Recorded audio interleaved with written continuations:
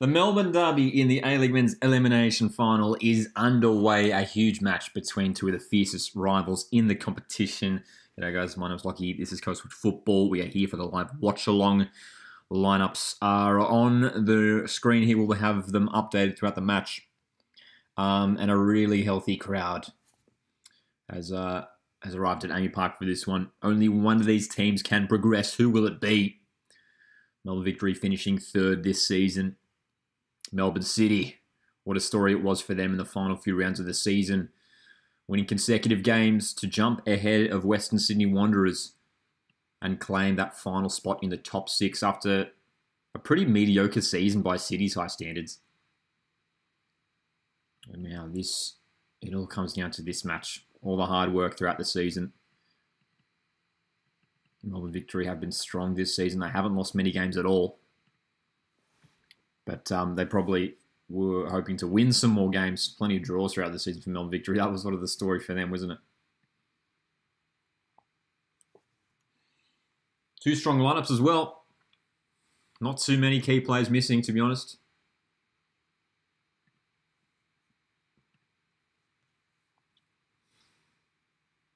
I was talking about it a bit pre-game in the little mini video preview that I did. And I think it's going to be about those playmakers for either side. There's Machach for Melbourne Victory, who's been so good for them this season. He slotted in really nicely at Victory, and his combination play with Bruno Fornaroli has been really impressive this season. But Tolga Arslan, what a campaign it's been for Arslan, who is in with the shout for the Johnny Warren medal, I reckon. He's a player who has just been exceptional for City.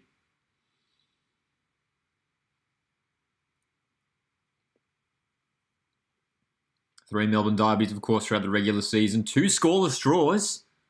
And then in the last derby of the season, Victory getting a 2-1 win. And here comes Victory on the attack. Daniel Arzani in the box, trying to get around Fernandez. Crucial challenge. Fernandez. Arzani. It's been an interesting season for Daniel Arzani. He was probably hoping to rack up some more goals. I think he's only got a few for this season. And also Melbourne Victory wearing a slightly new kit this season, which was a bit of a surprise. We know that the front of shirt sponsor has changed. It's now AIA, as we see. And there's a change to the collar. So I'm not sure what the thinking was there with the change in regards to the jersey for Melbourne Victory, but a fresh collar. That appears to be the only change. I don't think that, obviously, aside from the sponsor. They're just showing a replay of that challenge from Natel and Arzani. The studs were up. Contact wasn't super forceful, though. Leanne's back-end victory 1-1 on penalties. I wouldn't be surprised if this game goes to extra time. I think, despite the fact that, Victory might be tipped by many to progress through and, finished higher this season in the regular season. Melbourne City, just look at the players they have on the pitch with the likes of Lecky, Arslan, Shannon McLaren up top as well is always dangerous. First yellow card of the game, 4 minutes in. Supriyan. Certainly a yellow card, I reckon. Yep, pretty unceremoniously taking up Machach there. No surprises. Samuel Supriyan. He's been good at the back for most of the season for Melbourne City. A good addition. City have struggled with injuries at the back. Curtis Good has missed a little bit of the season, as has Nuno Reis.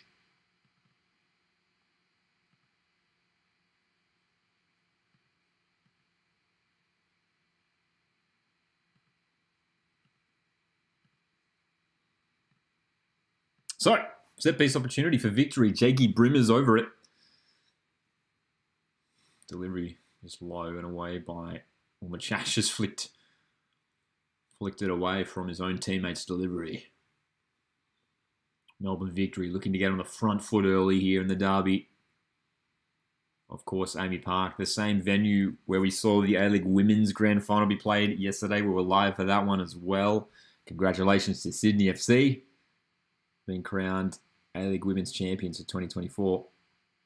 We were also live. It was a big day yesterday. We were live as well for the other A-League Men's Elimination Final. Sydney FC defeating Macarthur 4-0.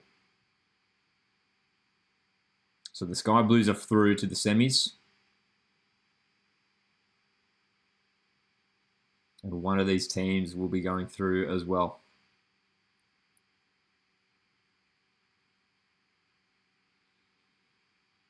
And it's pretty simple in terms of the equation for the semi-finals.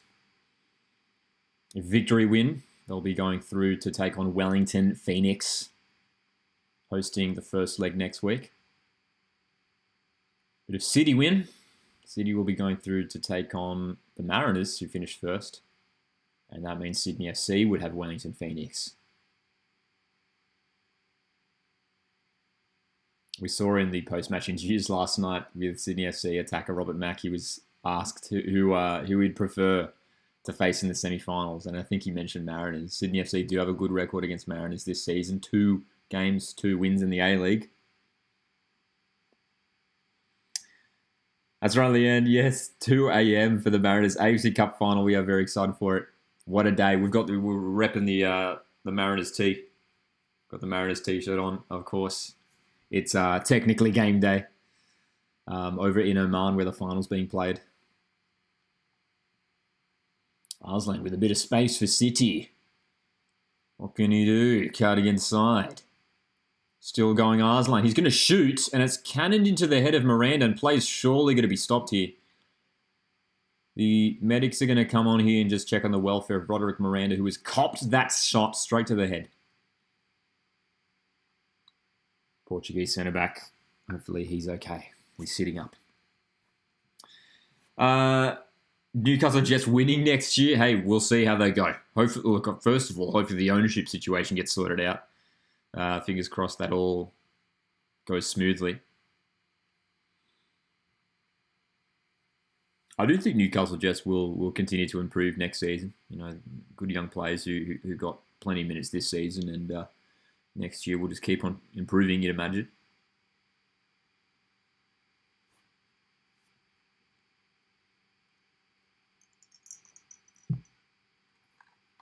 Are you streaming the Mariners AFC Cup? Would you guys be keen for that? Let me know if who's getting up for the AFC Cup final. If you guys are keen for a live watch along, we can make it happen. What a historic match it is.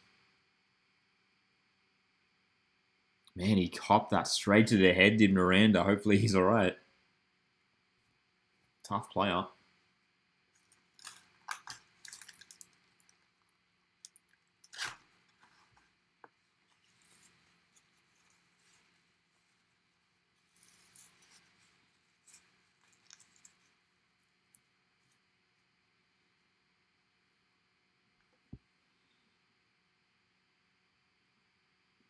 So Miranda's all good, which is good to see.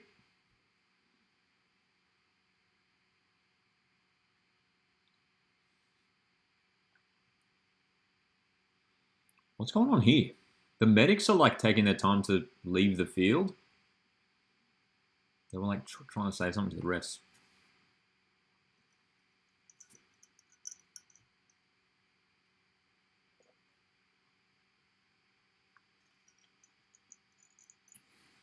Play is back.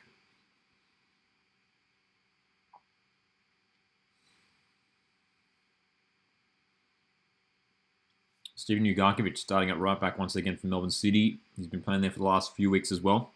Which is interesting considering that Callum Talbot's back in the squad. Scott Galloway's there as well off the bench. They've got options there, Melbourne City.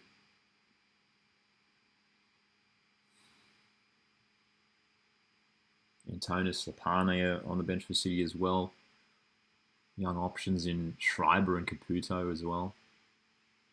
Melbourne Victory have some good options. Volupale, Khalifi, Broxton with his experience. Here comes Machach. Arzani in the box. Great chance, Victory. Save with the boot. Jamie Young.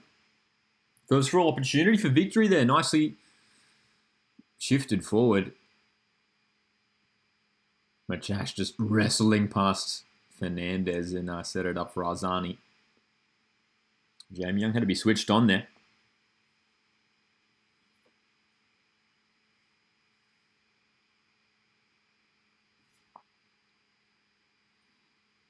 Left-footed delivery from Teague.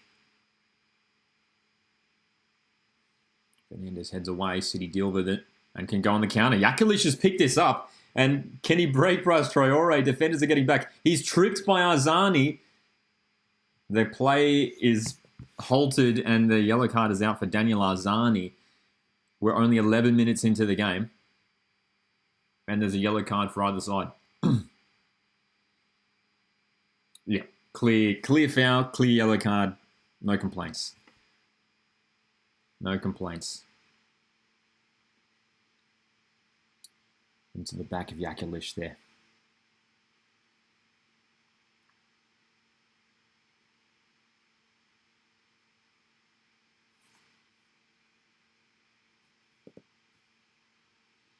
So Arslan to take the free kick here for City.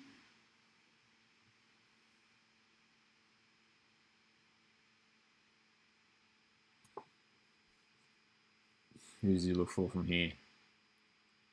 Too close to Izzo. That delivery. Victory on the counter-attack now. What have they got? A lot of space in this game early on, eh? Nice pass, Brimmer. Arzani up on the right. Surely he's offside. Zinedine Machach looked like he was a few metres offside there. Jamie Young got to it anyway.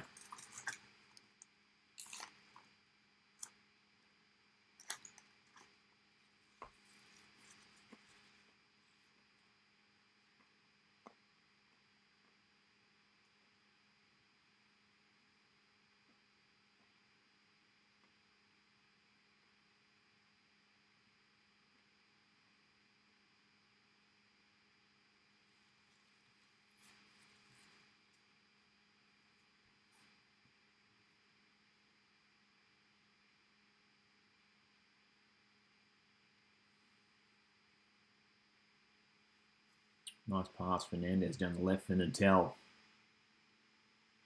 The two South American players linking up and they've got a corner. Melbourne City. So my prediction heading into this one was 2-2 and a penalty shootout victory to win on pens. I'm sticking with that too. Even though I was mentioned, like victory you'd imagine would be favoured by most to go through. City have been playing some good football in the last few weeks. And they've got players who can change a game. And when it comes down to these sorts of one-off games, it's all about those crucial little moments. City have good experienced players who can step up in those crucial moments. Good delivery, but flicked away at the near post.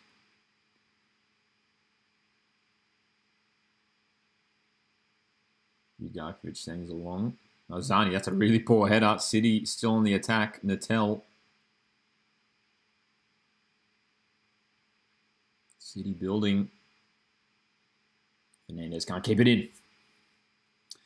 Marcus says, I want City to win, but victory are too good.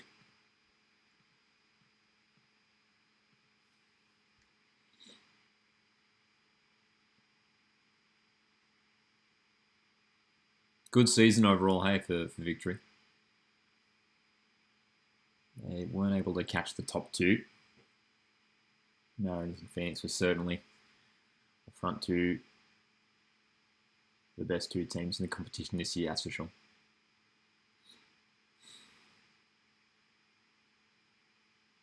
Pretty intense opening 15 minutes to this game. It's been competitive, it's been fast, there's been plenty of space.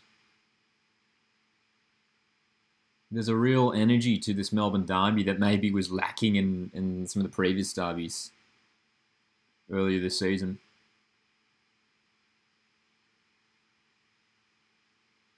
There you go. Plenty of space here now. It's opened up for Arslan. Finds Lecky, who's there in support. Across to Natel. This is a great chance for City. Leo Natel. Oh, what a save.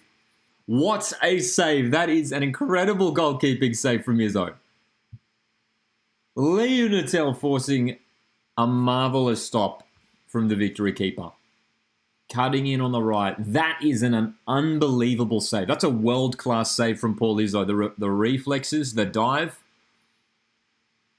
That is up there with one of the best saves we've seen this season right there. Paul Izzo, incredible. He's been great this season too, hasn't he, Paul Izzo? A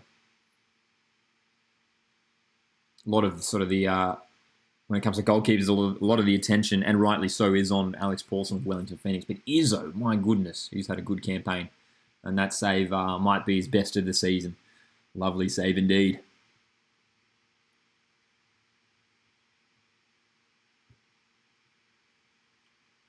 So 16 minutes of ticked by. It's 0-0, but very fiery start to this Melbourne Derby Elim final.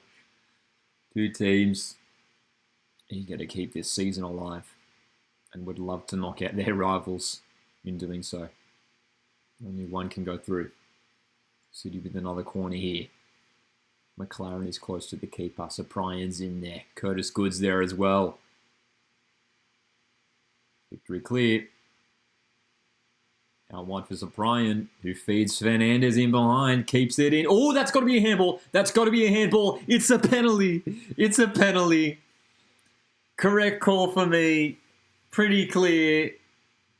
Alex King points to the spot. Melbourne City are going to the penalty spot. Victory are appealing. I mean, it's as clear as it gets. De Silva's sliding on the ground, but it's as clear as it gets. Marcus loves it.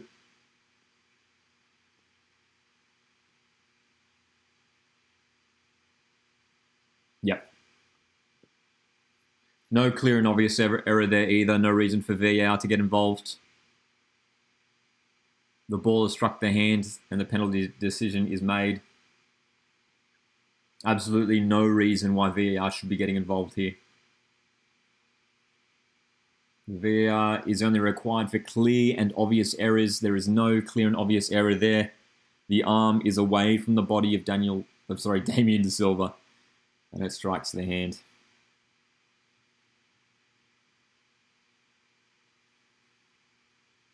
The chance for Melbourne City.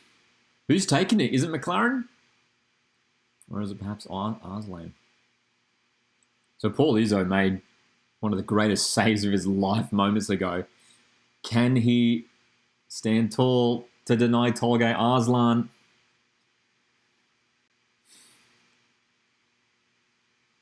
Arslan v Izzo. Oh, it's saved! Paul Izzo! Incredible! What a save! Paul Izzo with the most incredible few moments of his career. Pulling off an insane save. Is it going to be retaken? Is it going to be retaken? The referee speaking to Fornaroli. What's going on here? Has he stepped off his line? It looks like there's a boot behind the line. I think it's a save. I don't think there's anything wrong with it.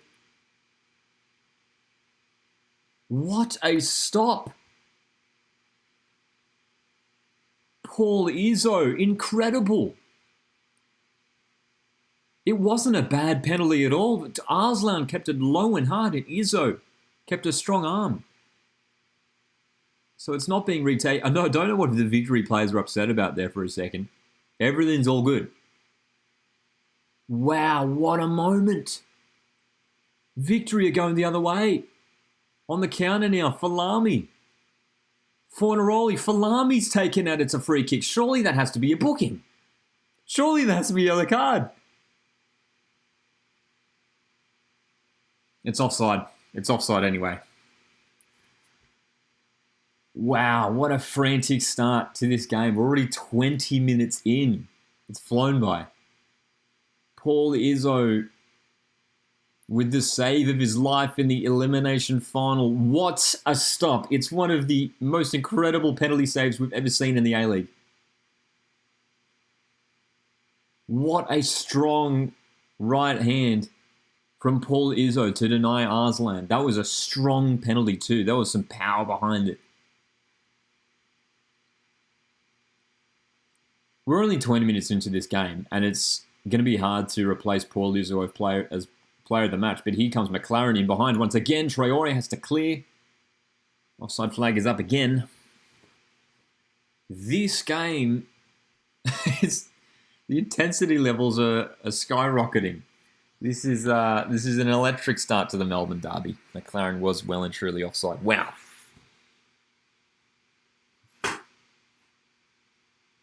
Drama. But we love it.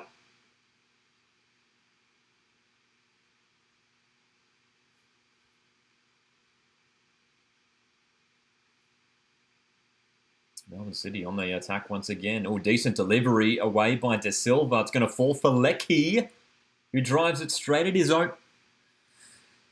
So the chances are flowing pretty freely for Melbourne City.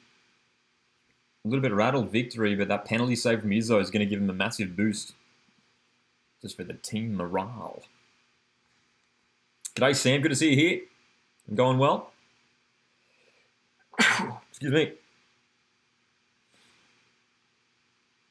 Based on reaction, something must have happened. Yes, Sam, you've just missed the. You would have just missed the penalty save from Paul Izzo. Denying Arslan from the penalty spot. So City with the opportunities early on. Melbourne victory just have to try and get themselves settled into this game. Get themselves on the ball. Melbourne City spending a bit of time now just knocking it around the back.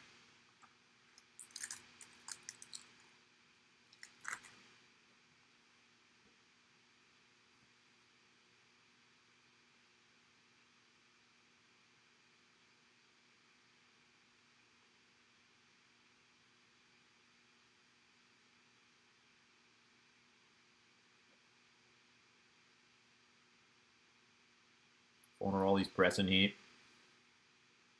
Nice pass though, Young.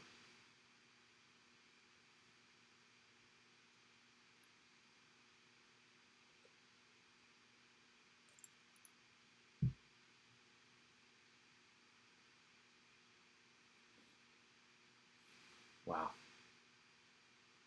Dude, still thinking about that penalty save. These are off to an incredible start indeed. Especially after making that incredible diving save moments before. To back it up with the penalty save.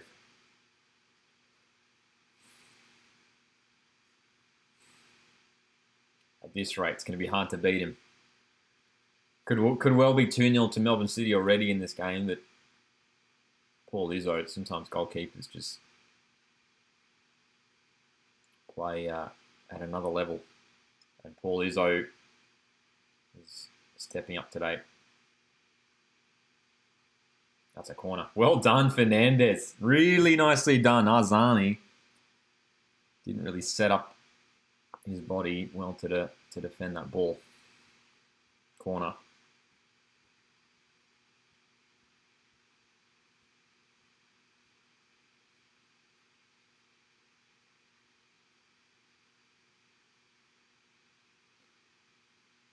Fifth corner already for City. Just one for victory. There you go. Not an ideal delivery. Good's going to head it back inside. Falami flicks it away. Machach is here. What can they do? Oh, Falami just behind him. Couldn't get the counter-attack going.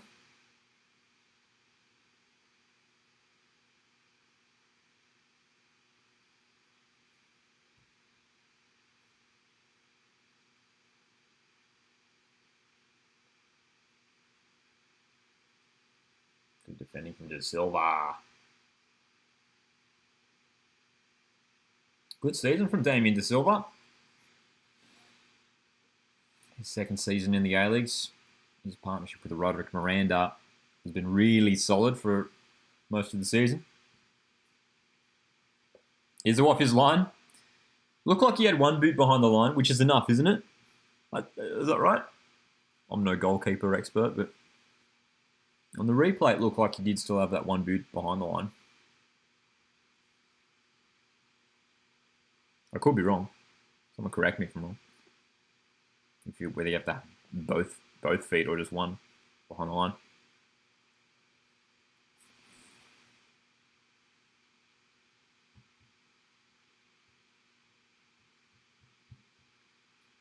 Marcus says, I want City to win. Only team that can give a home final to, of course, Marcus being the Sydney FC fan, as we can see from the profile picture. And yeah, you're right there. You are correct, Marcus. If it was to be Sydney FC going through from the semis and Melbourne City, then yeah, Sydney FC would host the grand final. Pretty sure one of his boots was on the line. Yeah, it appeared to be.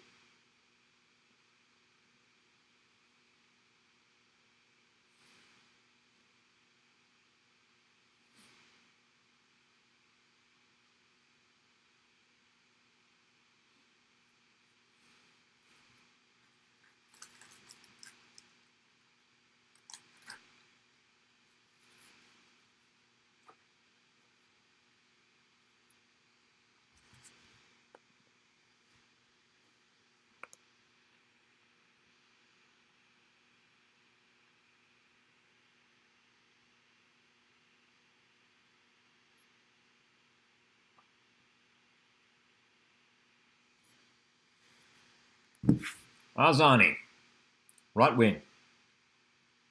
Entering the box. Scary is there in support. City have defenders back.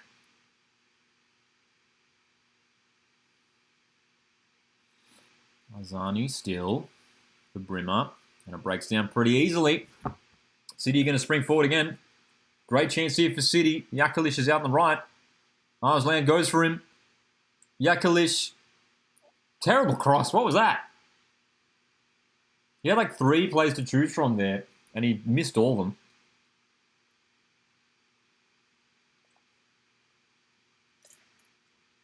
Marin Yakalish. So City are going to have, what, their 6th corner already in this game? Might have been half an hour in.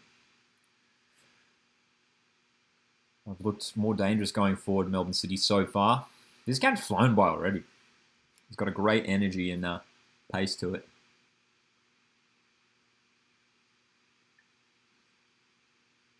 So Arslan just has to regroup a little bit mentally, I'd imagine, after missing that penalty opportunity moments ago. 6th corner of the game. Can he find a target this time? Good delivery. Oh, it's flicked on. Oh, it's in! City take the lead. Samuel Suprayan. Brilliant header to the far post. And he scores a massive goal for Melbourne City. This set piece finally works out for Melbourne City. Arslan's delivery. Suprayan's header.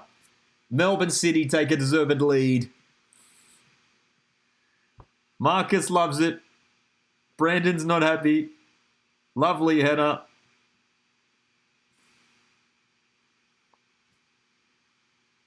Well, it was flicked onto that near post. I think Natel probably got a touch on it. He did. Leon Natel will grab the assist. The Arslan corner. Where's the marking from victory? Where's Jason Guerrier? He's lost his attacker. You can see Jason Guerrier at that far post. Just far too much space for Samuel Suprayan. You can't give a tall player like Samuel Suprayan that amount of space. It's his 2nd goal for Melbourne City in the A-League. Wow, what a moment. 29th minute. We have the first goal of the game. Melbourne City were denied a couple times. Paul Izzo with some sublime saves. Arslan missing from the penalty spot. And we're knocking on the door. And before the half an hour mark, City do take the lead. Suprayan. Interesting moment there. Arslan was trying to draw the foul. Has the free kick gone the other way? Was it for a handball? Because he fell on it? Definitely wasn't a foul. I mean, that's the softest. Arslan's definitely waiting for the contact there. So I can only assume that's been awarded because it's a penalty.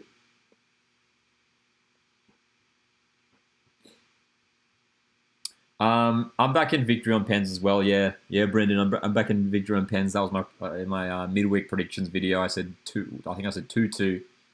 And then victory through on penalties. So I'm going to stick with that. So Jake Brimmer is one of the best set piece takers in the A-League, and he's standing over this one now. Over on the right-hand side. Delivery is dangerous, but a bit too low. It's headed away at the near side. Victory on the attack. What can they muster here? Another throw. Melbourne City looking strong in defence in the opening half an hour of this match.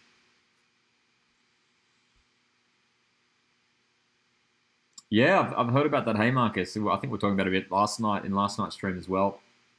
Looks like it could be nothing concrete yet, I don't think, in regards to McLaren's move. But one thing for certain is McLaren is departing the club, as is Curtis Good, it should be mentioned.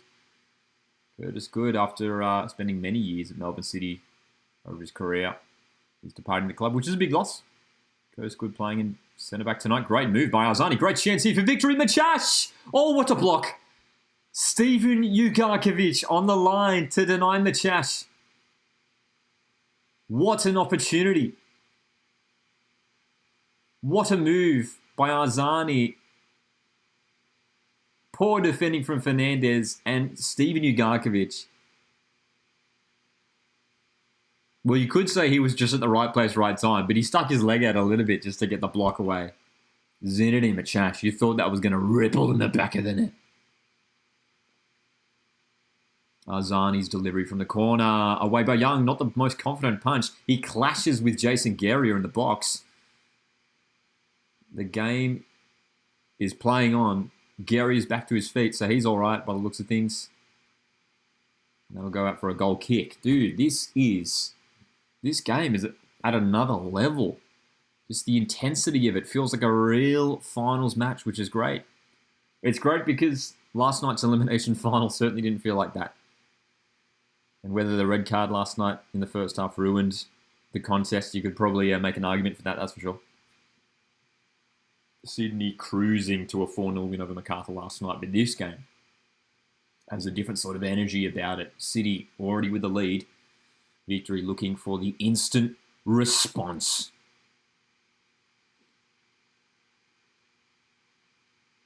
Brimmer. Good ball movement here for victory in the final third. Got another throw in. Melbourne City doing well just to stay switched on and not allow victory any space or time on the ball.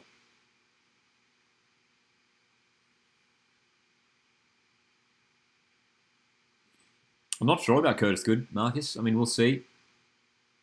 We'll see.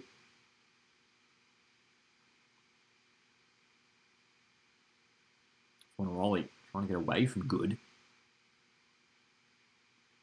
So you recover it.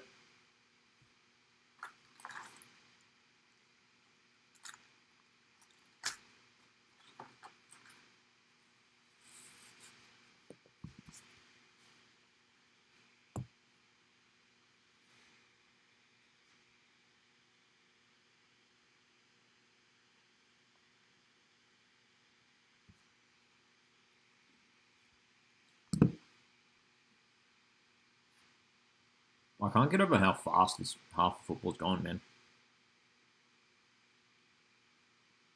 It has flown by.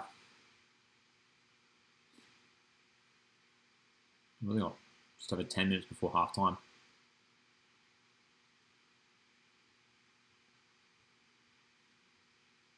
Three saves already made by Paul Izzo in this game.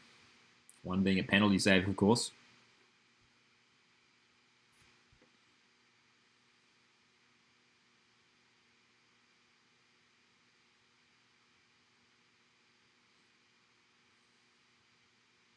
Free kick for City. Traore committing the foul on Yaklish, who's hurt. And he stayed down here, holding his ankle. Oh, yeah. Painful one. You couldn't tell. Obviously, it was a tiny thing, but Traore just nicking the ankle there of Marin Yaklish with some of the studs, you'd imagine.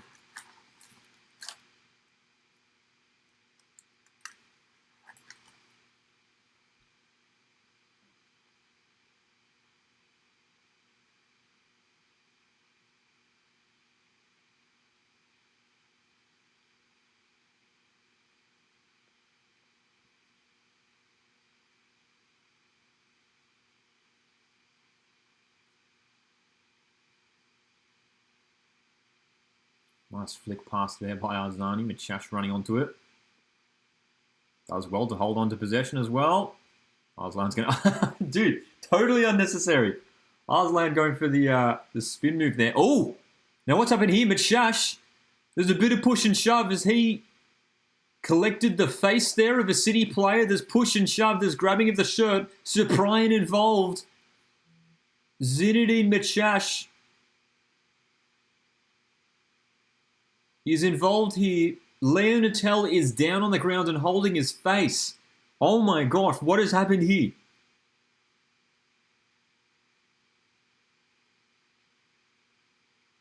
So, it's going to be interesting to see what the referee decides to do. Having a look at the replay. Let's see. Let's see what happens here. So Arslan, I was laughing at Arslan with the unnecessary flick. Oh, he's off. It's a red card. Machach is off. No VAR review required. Machach has been sent from the field.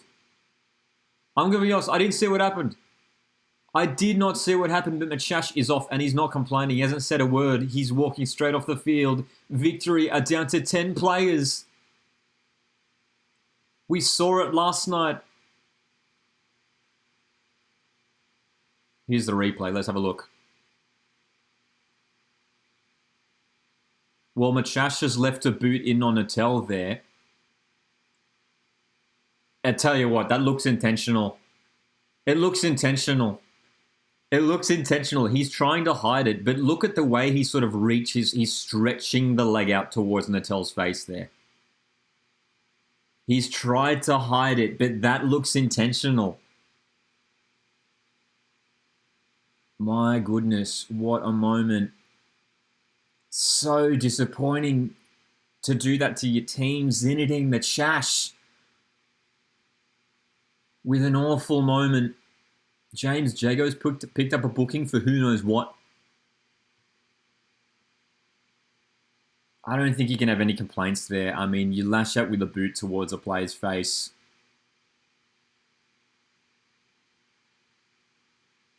Yep. It's a red card for me. It's a red card for me. You can't do that. You can't do. I don't think there's any complaints against that. You can't do that.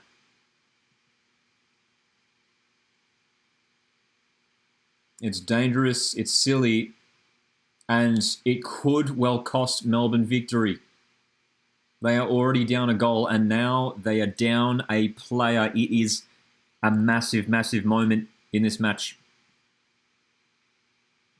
Victory down to just 10 players. Machach is off.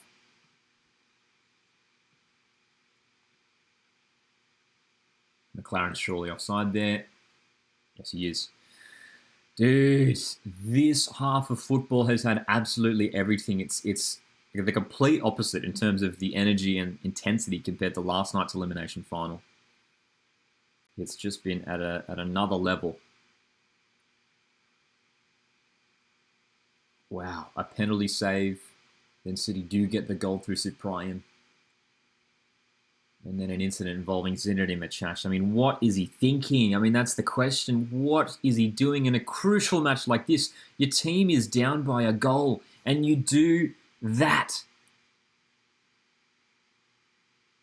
It's such a shame. He's been so good all season, has Zinedine Machach. His first year in the A-League, and it's been fantastic. He's re-signed for next season too, hasn't he? That could well be his last game for the season.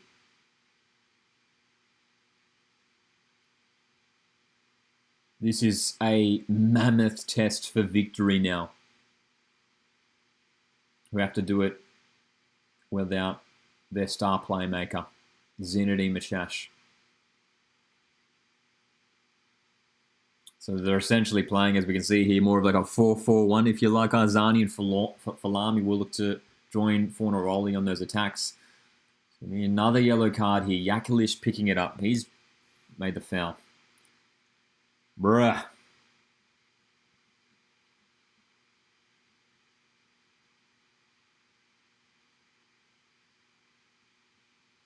So victory will have a set piece and a good opportunity here. If City go on to win, do they play Wellington? No, City will play Mariners. So for the top two teams, because Mariners are the top ranked team, they'll play the lowest ranked team, which would be City because they finished 6th.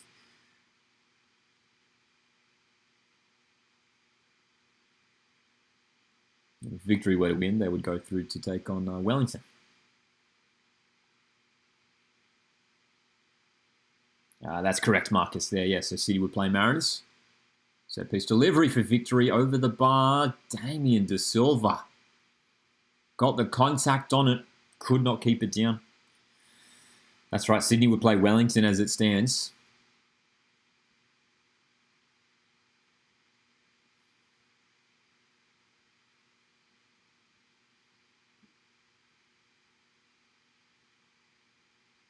De Silva certainly looked to be offside there on the replay anyway. So, a few minutes left before half time. We're going to have a decent chunk of added time, though. We've had so many stoppages through this half. Plenty of fouls, a few yellow cards, a red card to Zinedine Machach. The penalty as well that was saved by Izzo. I mean, it's had everything this half of football. The Melbourne Derby Elimination Final is certainly delivering tonight. Yakilish hooks it back in. Oh, the delivery's not bad. Just behind McLaren, though.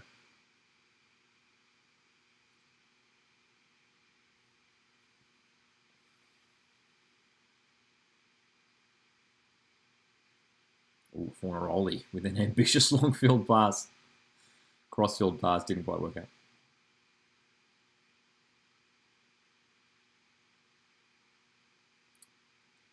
Marsland flicks it out wide to Fernandez in a lot of space. Forward for Natel. Fernandez inside. Victory deal with it. Did you see Moragas has officially left the Jets? Indeed, yes. And some pretty strong links between him and Central Coast Mariners.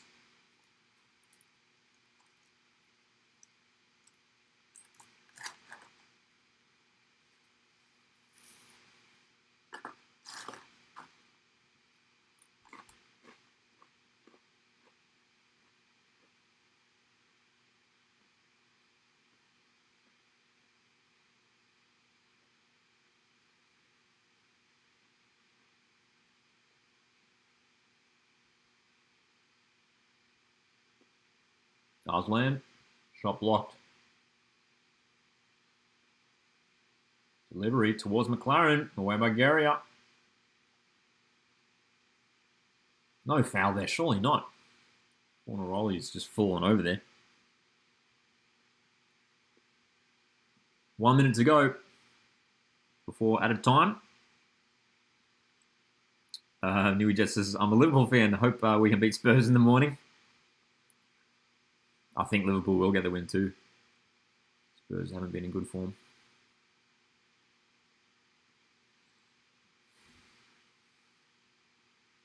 Ooh, good flick on by Guerrier. Arzani's got the ball here. Big opportunity here for Victory. Ooh! No free kick. Alex King waves it on. Arzani can't believe it. Fernandez into the back. There didn't appear to be much contact.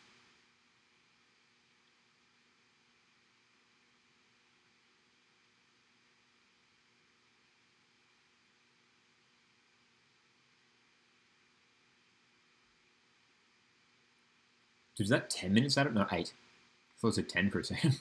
We've got 8 minutes added on. We've got 8 minutes added on. Plenty of football still to be played this first half.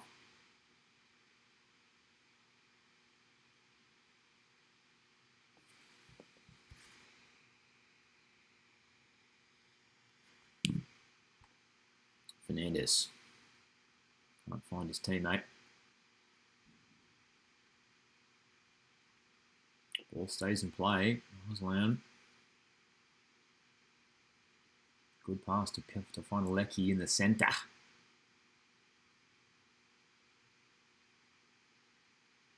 Lecky not happy with Fernandez. That was an interesting moment there. Lecky was having some real passionate words with his left back, gesturing that he wanted something different from his teammate. Lecky. Natel. Back to Lecky. Goes across to Jago. City are building nicely here. Can they find another opportunity in front of goal before half-time?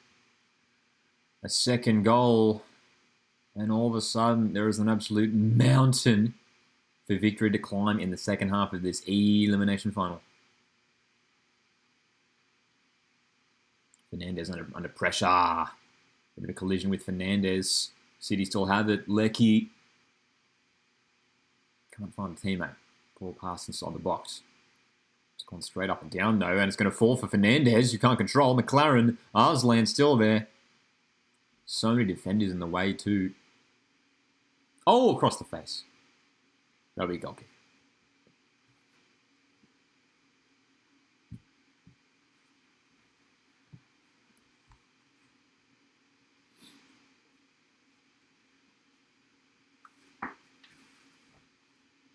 Still another 5 or so minutes left before half-time.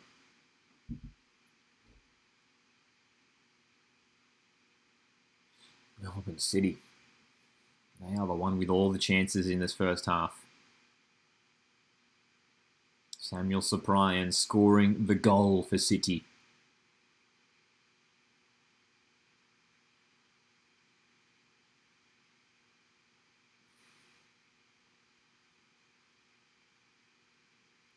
Natel, left-hand side.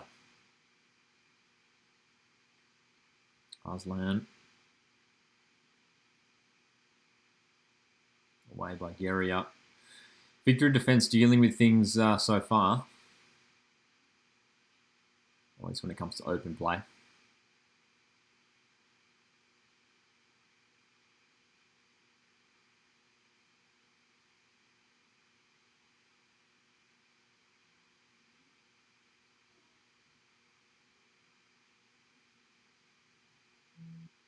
What does Tony Popovich do at the halftime break? It's a really important halftime chat coming up for Tony Popovich and his team. Obviously, they're going to be so disappointed with the actions of their midfielders and Machach.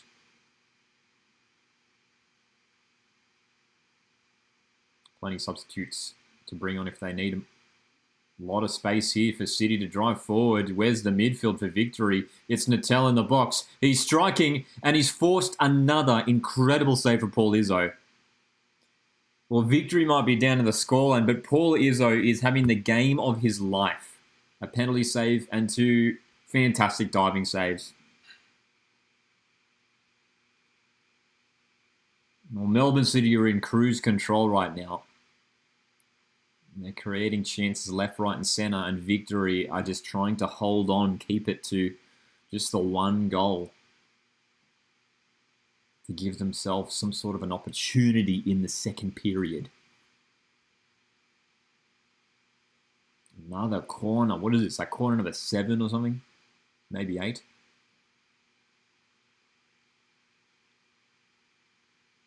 Cleared away at the near post.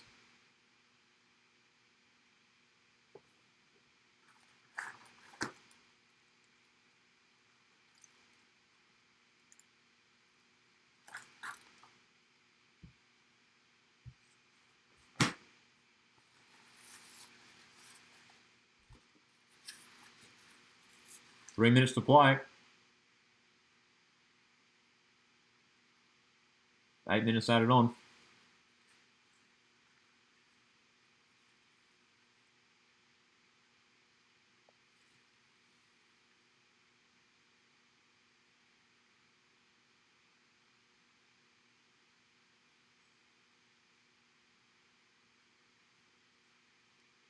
Melbourne City have controlled most possession as well. I'd imagine they'd be dominating the possession stats also. They've been pretty comfortable in that facet of the game.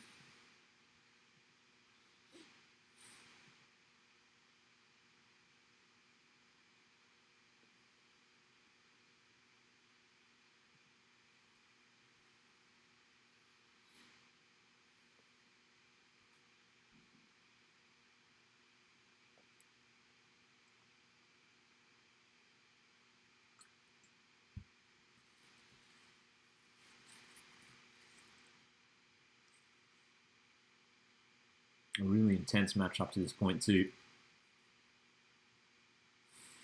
We saw it last night in the first elimination final. Keely Adamson was sent off for Macarthur FC in the first half, and that really killed the game for Macarthur. It was the same scoreline too. Sydney were up 1-0. In the second half, they ended up running away with it to win 4-0. Can City do the same? Malcolm Victory. Wrestle back control. Arzani. Ooh, that's hit a hand. The hand of Daniel Arzani. Halftime griddle. Yep, we'll have to get the halftime griddle out. We did okay yesterday, 8 out of 9 in our griddle game, so we'll see how we go today. It's become a tradition in our live streams to play griddle at halftime. Arzani was playing basketball in the box there with the handball.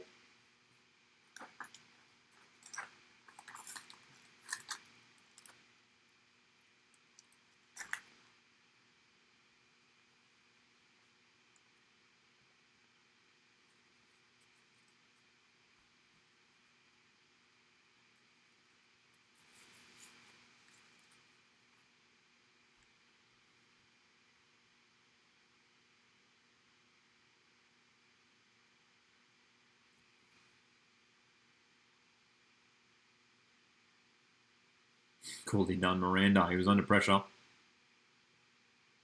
Good vision. Oh, he's found Falami too. What a chance. There's an appeal here for something. A handball, maybe? We're playing on. Victory players wanted something there. Gary is keeping it alive. The offside. No, half time. So, City lead at the break. After an intense and dramatic half of football, Samuel Cyprian, the big defender, scoring for Melbourne City from the set piece. What a half, though. An incredible match so far from Paul Izzo, the Melbourne Victory goalkeeper. The controversial moment was the sending off of Zinedine Machach, Victory midfielder, adjudged to have violently lashed out at a City player, Lennon Tell. So Victory are down a goal and a down a man, and Roderick Miranda, Victory captain, is continuing the discussions with referee Alex King as they walk off the field. But City have the lead. It's a similar scenario from last night. The team that are losing at the break are also down a man. Can Victory bounce back in the second half? Discussions are still ongoing between the referee and Miranda. Surely the referee's just going to tell him just to get into the sheds, take a breather. It's not going to lead to anything, Roderick. Just get into the sheds and regroup, because Victory have a lot of work to do with this halftime break.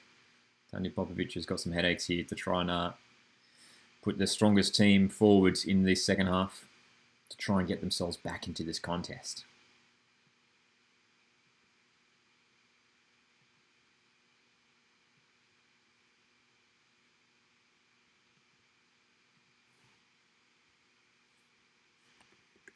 So, at half-time, our tradition in our streams is to play a game of Griddle. And for those that don't know, Griddle is a game made by Ultimate A-League, who are a website. Wonderful website too, Ultimate A-League. To test our A-League knowledge, it's always a tricky time. Because sometimes we get the tricky stats and the tricky clubs. Yesterday we had who did we have? We had Gold Coast United. And that's always a tricky one to handle. Let me throw back to some of those older ones.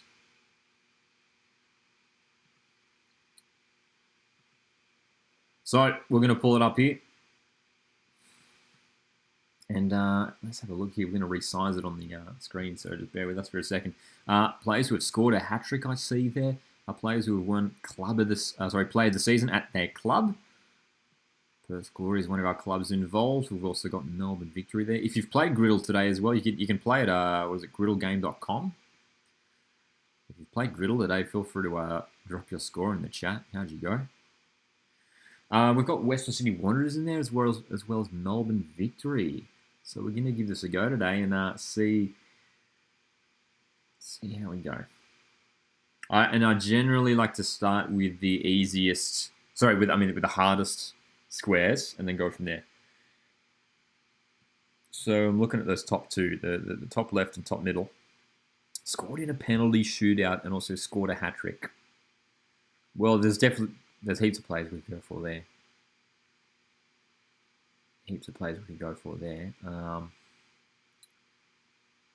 Jamie McLaren is probably going to be the easiest option, you'd think. Scored in a penalty shootout. Surely Jamie McLaren has scored in a penalty shootout, right? Here we go. I scored in a penalty shootout and has also won Player of the Season at their club. Let's try and think of some famous penalty shootouts. Craig Goodwin is the one that's sticking out. Surely he would have scored, maybe in that shootout against Perth Glory if he was at the club then. Yes, there we go. All right, good start. Has scored in a penalty shootout for Perth Glory. Now we can go back to that famous semi-final shootout between Glory and Adelaide in 2019. And a player who would have scored then is, wasn't it Joel Chianese who scored the winner? I could be wrong. Joel Chianese? There we go. All right, good start. So a player who has scored a hat-trick for Melbourne Victory, we're going to go Archie Thompson there. Famously scored a handful of goals in a grand final early on. Scored a hat-trick for Western Sydney Wanderers. That's an interesting one. Western Sydney Wanderers hat-trick. Let's come back to that. Player of the season at Melbourne Victory. I think, am I wrong in thinking De Silva actually won it last season? I think he did. I remember seeing that somewhere. I think we had this question last time. He did, yeah. He won it last year, which I think he only arrived mid-season too. Victory didn't have the best of seasons last year, though, of course. Let's go to player of the season at Wanderers. Topper Stanley, maybe. Nikolai Topper Stanley. Maybe Ante Kovic early on. I mean, who would have won it for them last year? Borello, you'd reckon. Or probably Marcelo. Well, I wonder if they've included ones from this season. And who won it this season? I think it was Marcelo.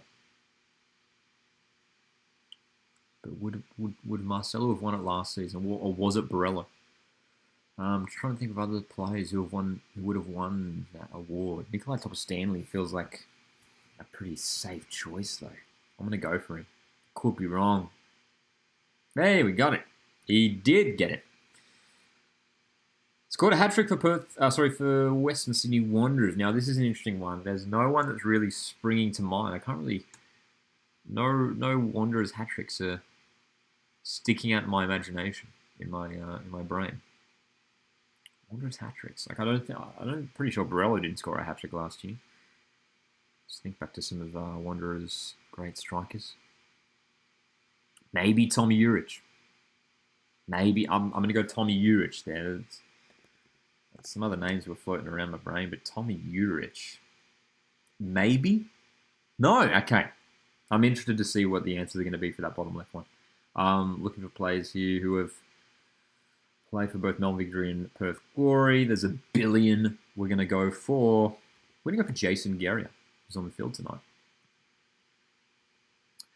Players who have played for both Western Sydney Wanderers and Perth Glory. Again, you've probably got heaps you can choose from here. And who will we go for in that category? Again, so many players we could go for. We're going to go Clisby. Cool. Let's have a look at who we missed out on in the bottom left. We got 8 out of 9 again. There's only been 3 players to score a hat-trick for Wanderers. Brendan Santalab was the other one that was in my brain, but I didn't want to go for it because he didn't necessarily start that many games. It was more of a substitute. Romeo Castellan and Mark Bridge. There you go. Got to remember that for next time. Tommy Urich wasn't a bad guess, to be fair, right? Tommy Urich wasn't a bad guess. So that's Griddle for today. I'm happy to get especially that top row there. I guess McLaren's probably a pretty easy option anyway, though. But that bottom left one. So we come so close to getting 100% once again in Griddle. As mentioned, if you want to play the Griddle game, you can go to griddlegame.com. You can play for free. The game is from the wonderful folks at Ultimate A-League. Thanks to Ultimate A-League for putting that game together and providing some good fun for us A-League fans. It's turned into a bit of a halftime tradition on the Coastwood Football live streams to have a go at Griddle.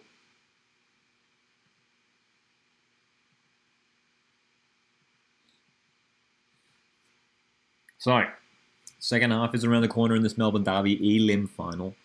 1-0 to City, courtesy of Samuel Cyprian, who scored a lovely headed goal. Marcus has mentioned shame about the injuries. Yes, Sydney FC, there's some concern after two of their key players went off injured last night, hey? Luke Bratton and Joe Lolly. We'll wait and see in the coming days the severity of those injuries, but both could potentially miss the semi-final this weekend, first leg at home, which at this rate, it'll be against Wellington Phoenix.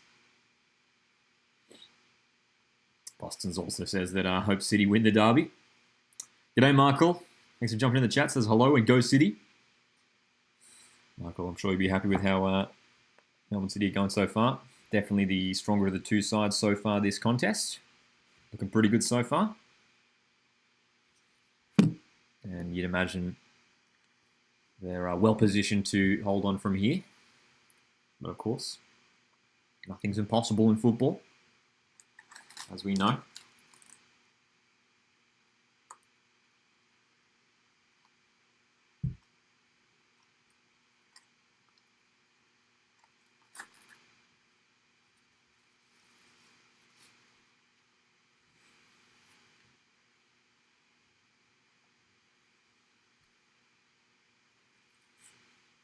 Appreciate that, Boston. Boston says, Lockie, I hope you get City in the semis. That'll happen. If the scoreline stays as it is, Mariners will have City. And I wouldn't be too disappointed with that. Because as a Mariners fan, I want to avoid Sydney FC. Sydney have beaten Mariners twice in the A-League this season, home and away. So was hoping to avoid Sydney. And at this rate, Mariners will avoid Sydney. Grand final in New South Wales, says Boston. Thanks, Boston.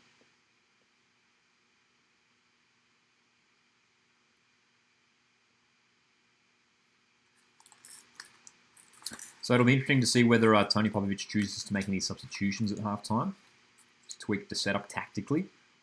Does he keep sort of the 4-4-1 or maybe go to a 4-3-2? We shall see.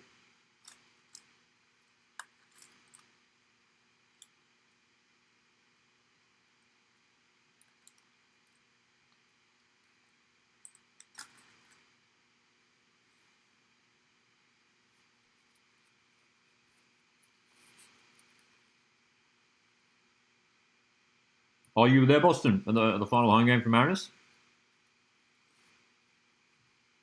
A rainy evening in Gosford. G'day, Chuck Mead. How's it going? Long time no see. I'm doing well. Doing well. Enjoying this elimination final. Enjoying some Mexican food as well. Snacking off camera here.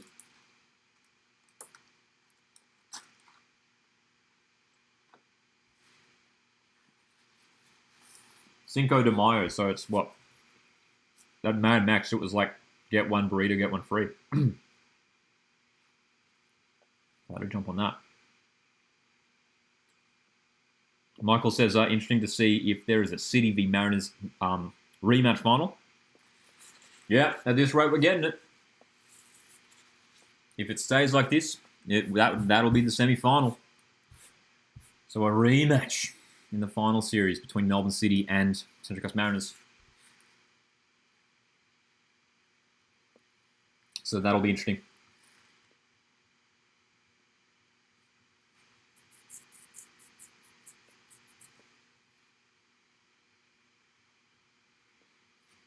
Ross says, heard that Joshua Nisbet had an offer from India, same club where Cummings is playing. Yeah, I heard saw some stuff on the socials. Nisbet's been, I'm sure there's interest coming from all over the world for Josh Nisbet. He's been so good this season. We'll see what happens with Joshy. Look, he deserves a move overseas. It's been a long time coming too. Eh? He's been so good for a number of years now.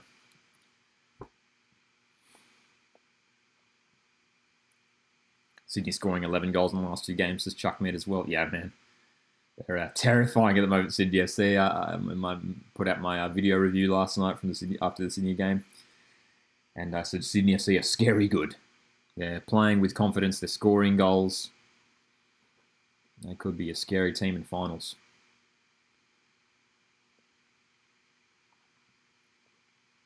Chuck Mead says, good to see Aussie players like Luongo, Burgess, Chikati and Dorigo getting promoted. Indeed. Yeah, we saw Ipswich Town got promoted to the Premier League last night, the English Premier League. So it's great to see both Aussie players, Luongo and Burgess, heading up to the Prem. We currently don't have, to my recollection at least, I don't think we have an Aussie playing in the Premier League at the moment.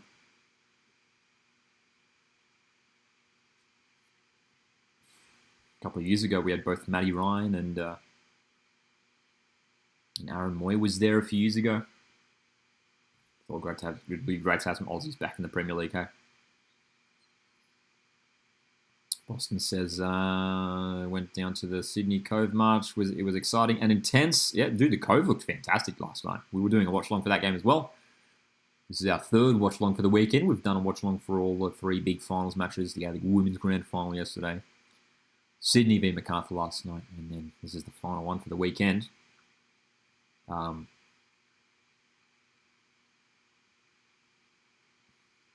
Second half is back on. Players are out on the field. And it's going to be an intriguing second half coming up. Victory. Down to 10 players after Machach was sent from the field in the first half. Paul Uzo's been incredible for Victory so far in this game, making some unbelievable saves. That's right, Craig. Yes, it would indeed be Tale versus Italiano in the semis, wouldn't it? So, we'll keep an eye on this Victory lineup, whether they've changed anything, but the teams are out on the pitch. Second half is here. Can Victory make the ultimate comeback with a player down? We've got kickoff in the second half. Doesn't look like there's any changes in terms of personnel. You could call it like a 4-4-1 for Victory. It's more of a 4-2-3, if you like, with Arzani and Falami playing very high in those wide roles.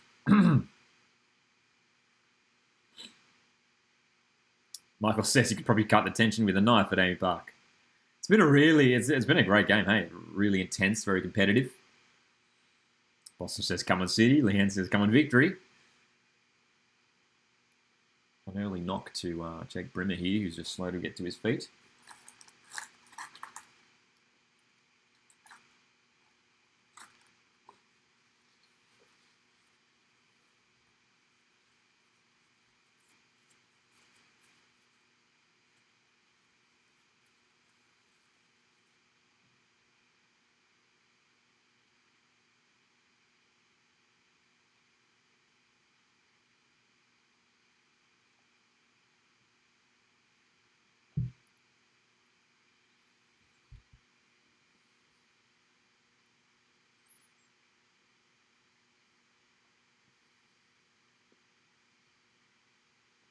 Victory is still pressing pretty high.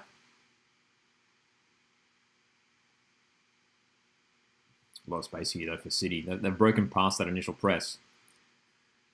But having one less player on the field is just a lot more difficult. Melbourne Victory now.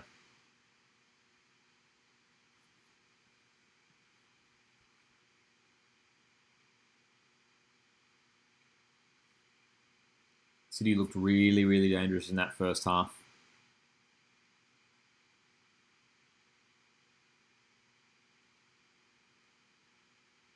Victory just trying to Just have to try and keep more of the ball if they can. Try and control things a little bit just to get themselves back into this game, get themselves the opportunities in front of goal. Real tough test for them. They're a good side. They've got good players.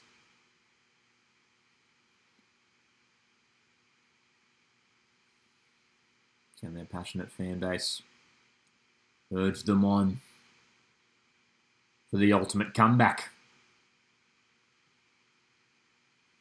Chuck says, I reckon in the off-season you should do a video on every A-League club's all-time best 11. That'd be cool.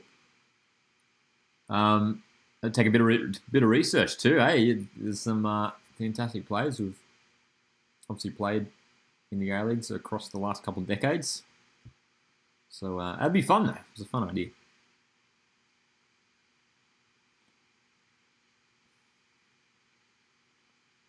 Good pass down the line, Lecky.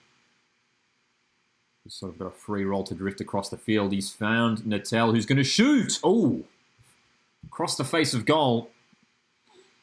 He tested Izzo a couple times in that first half. Couldn't find the target this time, Liam Natel, but he's getting close, eh? He's been in decent scoring form to finish the season. A few goals here and there. The Brazilian winger, who initially arrived late on in pre-season for Melbourne City as an injury replacement. Obviously, Andrew Naboot has missed much of this season through injury. It's been really disappointing that Marco Tilio's been injured as well. Of course, Marco Tilio arriving back on loan at Melbourne City from Celtic. And struggling with injuries. He hasn't been able to get himself on the field, unfortunately. Fornaroli's going to pick up a yellow card here. There's been quite a few bookings too, hey? How do you rate the expansion team's chances next season? Great question, Michael. Let's see. Auckland FC, I mean, it's obviously tricky to say, but we usually see the new teams, when they come into the A-League, are pretty successful. Both Macarthur SC and Western United made finals in their first year, didn't they? And obviously Western Sydney Wanderers were extremely successful, winning the Premier's Plate in their inaugural season. So look, Auckland, they sound like a pretty ambitious club.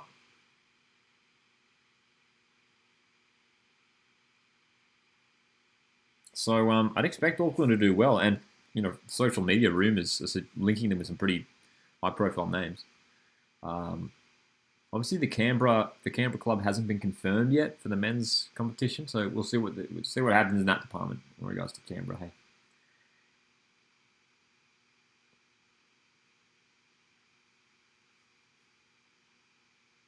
Tory, I assume you mean Tory Tumeth there, Boston of Sydney FC. Right back for the Sky Blues. They had a great game last night too, did Tory Tumeth. Fornaroli inside the box, trying to dribble past the City defenders. Oh! Ryan Teague getting a boot to it, but it just goes wide. Side netting. Well done, Bruno Fornaroli. Just skipped past Fernandez. And Teague. That was close. Very close. All it takes is one moment, one chance, and victory are back in this match. You can see Bruno Fornaroli so passionate about this club, about Melbourne Victory. He spent a few years at Melbourne City early on in his A-League career, but now at Victory.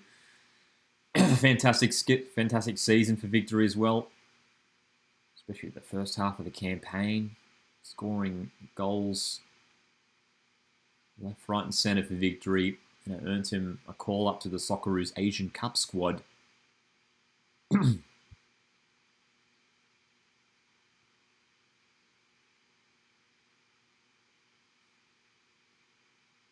Brunner, Teague, looking for Falami.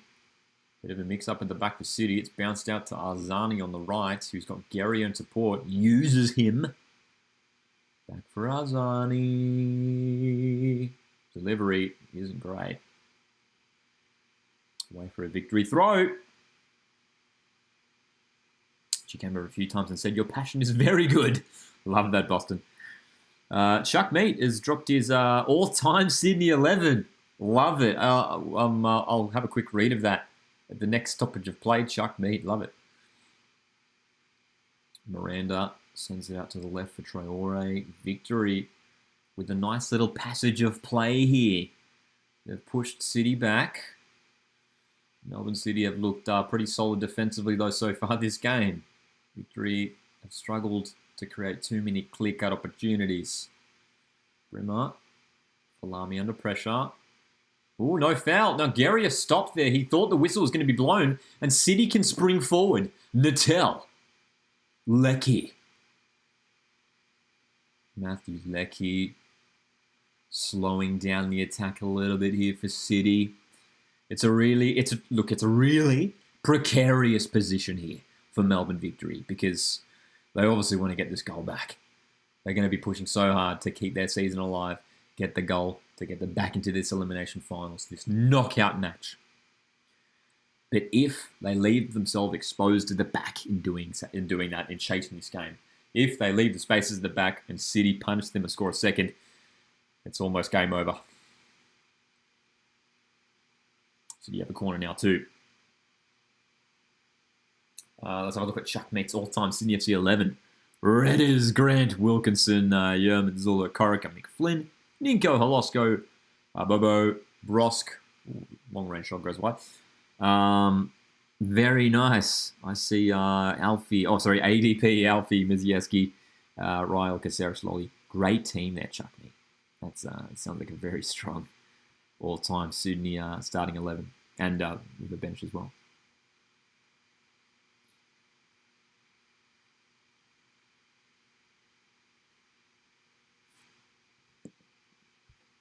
And reading that comment, I think I might have just missed something on the field. There's some high fives going around between Brimmer and Izzo. Looks like there might be another set piece. Let's have a look at the replay. Well, they're playing up from the back. Oh, Brimmer with a bit of a mistake. Dude, I did miss it too. Miranda was able to recover it in the end. Jake Brimmer almost getting caught on the ball.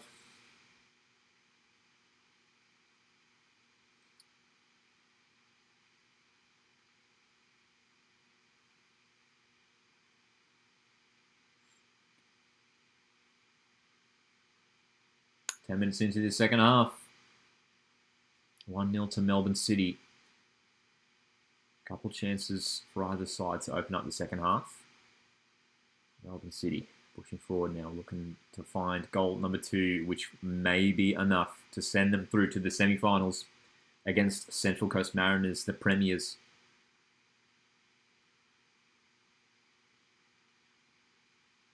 Ugarkovic. Coming inside. Arslan.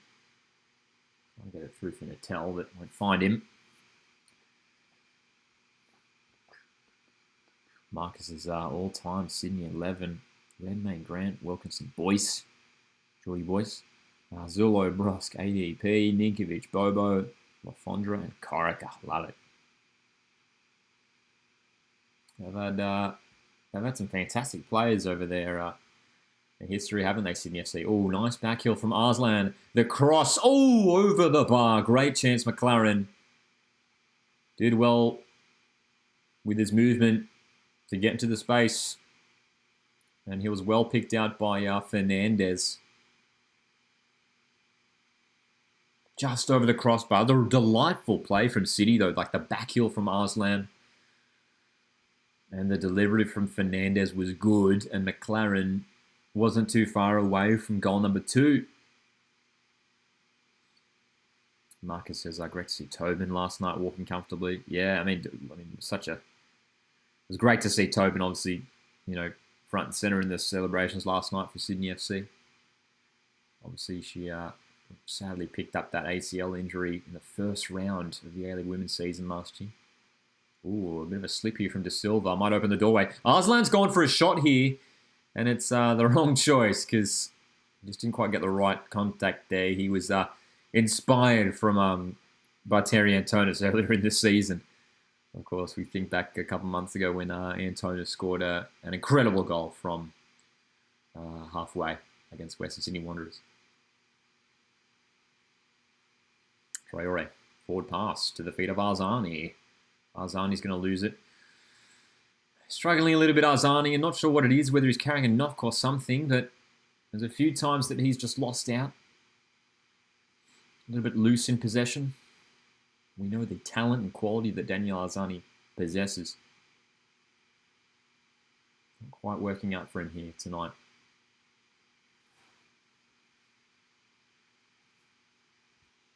Victory. You can tell they're working so hard, man, just to stay in this game. Try and get themselves on the ball and get forward, but it's just so difficult having one less player on the pitch. No worries, Boston. Enjoy the rest of your night, mate.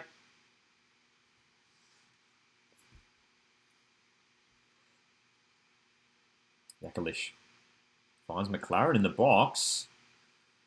Miranda will beat him to it.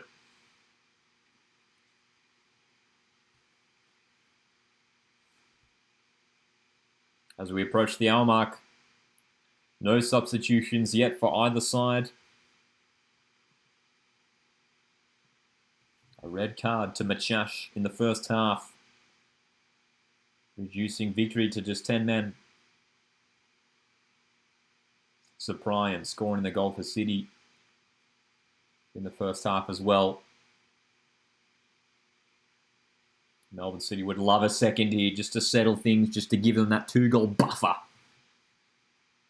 And a second goal at this stage might be enough to send them through to the semi-finals against Mariners. Oh, long ball over the top. Surely Fornaroli's offside here. Fornaroli goes for the shot. He looks pretty clearly offside, right? No. Was he not? Perhaps the camera angle was deceptive.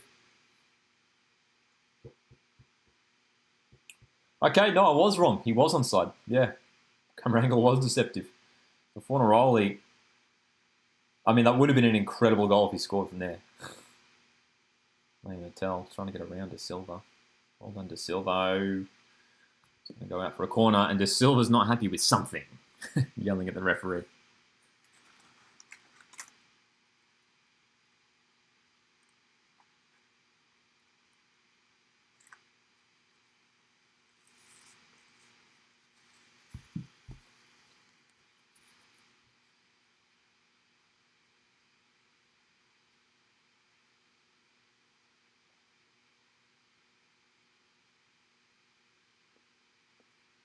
City fans, a lot of them congregating in that far corner.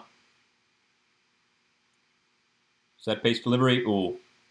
Curtis good. Cannot get the contact on that header. Market says, I read that today that Vine has a lot of offers from all over the globe. Yeah, not surprising. Not surprising.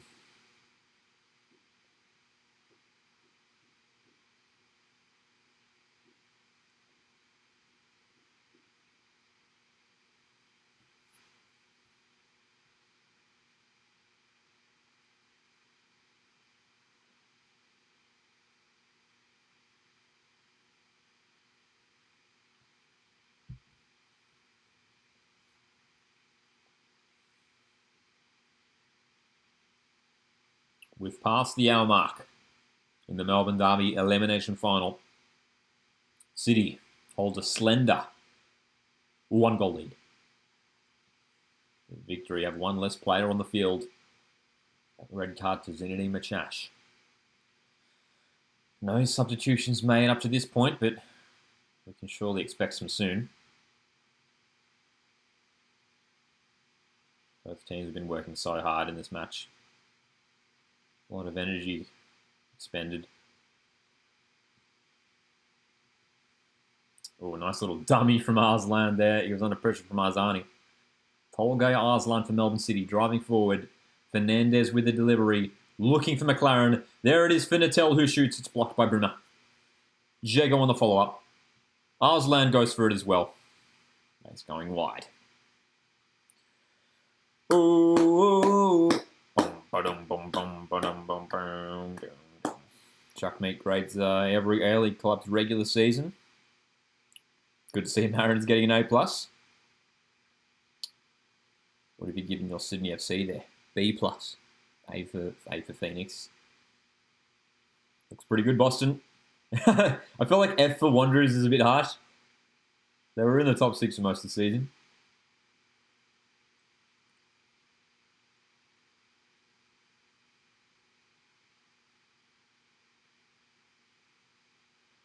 Ooh. Ooh.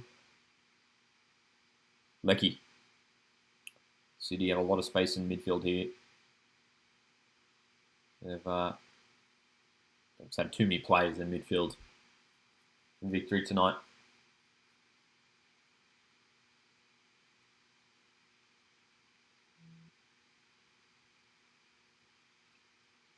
City just patiently building here, waiting for the right space to open up the right opportunity to launch an attack forward.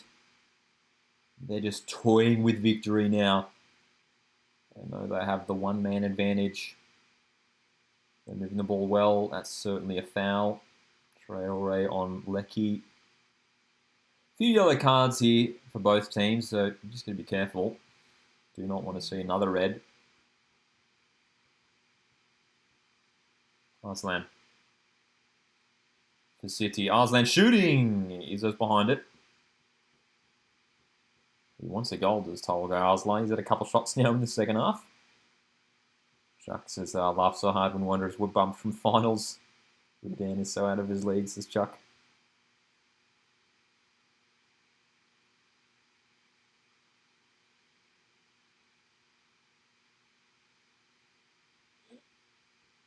Marcus, it's a good question, Marcus. What teams do you think will change coaches for next year? Yeah, we'll see. I mean, I think there's been some speculation around Tony Popovich, just from what we're seeing on social media. Obviously, Marco Redan's, as we, is going to be under pressure with missing out on finals.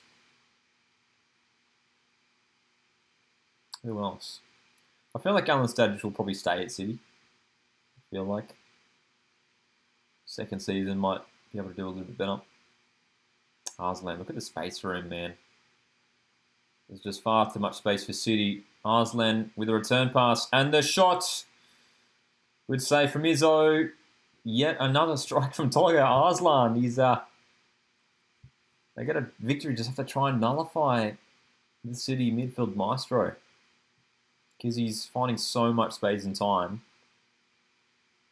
and he's getting closer and closer to this goal.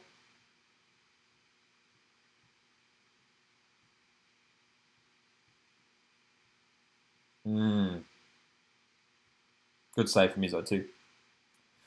Chuck says that Lolly should get the Johnny Warren medal. He's definitely in with a shout, I reckon. He's had a great season. Natel from range. Ooh. Plenty of power on it. Over the bar. Natel's taken a lot of shots tonight too, isn't he? The save stats on the broadcast. 7 saves for Paul Izzo. Jamie Young just making 1 save for City tonight. Looks like we've got the first change in the half of the game.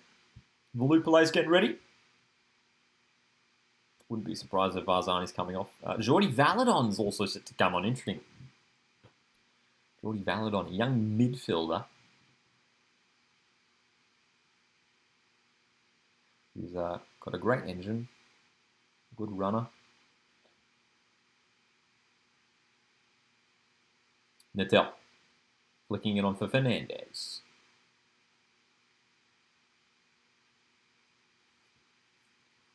Arslan. Across for Diego. Ooh, went for the ambitious pass. Didn't work out.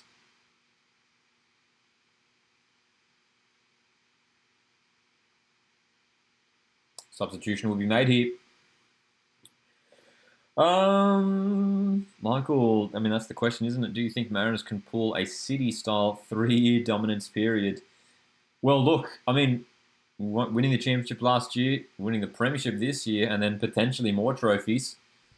We'll see. Hopefully, I hope so. I hope so. But Mariners have done such a good job with recruiting in the last few years.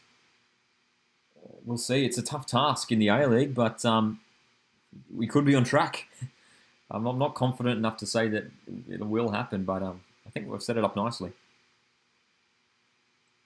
How did Nisbet score 2 goals all season, says Leanne? Yeah, it's a pretty surprising one, isn't it? You'd think he'd have more goals, but it's been the assists for Josh Nisbet. That's where he stars. That's his game. Not a prominent goal scorer is Josh Nisbet.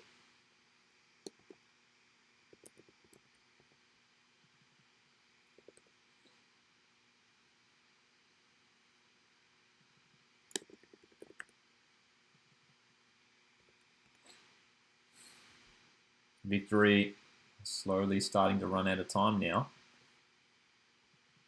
What have Victory got? Victory just need to take every opportunity that presents itself to them.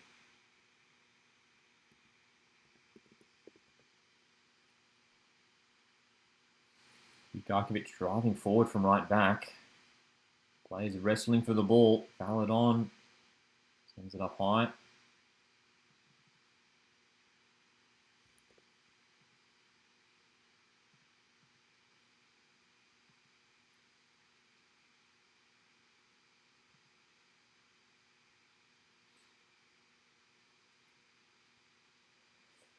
Certainly got a similar vibe to last night's elimination final, where Sydney FC were pretty comfortable in that second half. Ended up scoring 3 goals in the second half to win 4-0 against MacArthur and secure their place in the semi-finals. Melbourne City look pretty comfortable here, but Victory looking to go on the counter-attack again. This is an important moment here for Victory, these rare attacks that they're getting. Arzani quickly under pressure from Ugarkovic. Ugarkovic thought it was going out of play. It stayed in. Forward pass. Tricky one for Valupale to control there. Teague. Interesting delivery. Headed away. Leckie will bring it clear. Leckie's working hard, man, playing this midfield role. Not a position we're accustomed to seeing Matt Leckie play. Usually playing up top or out wide. Playing as one of these central midfield players is Matthew Leckie. So Victory have made those couple of changes. Valupale's out in the right wing and Jordi Valadon it through the middle alongside Ryan Teague. Arzani appears to have shifted out into the left wing. Mariners could win the treble indeed. Dude, it's the dream. And of course, Mariners in action tonight, overnight, 2 a.m. Australian Eastern Standard Time in the AFC Cup final.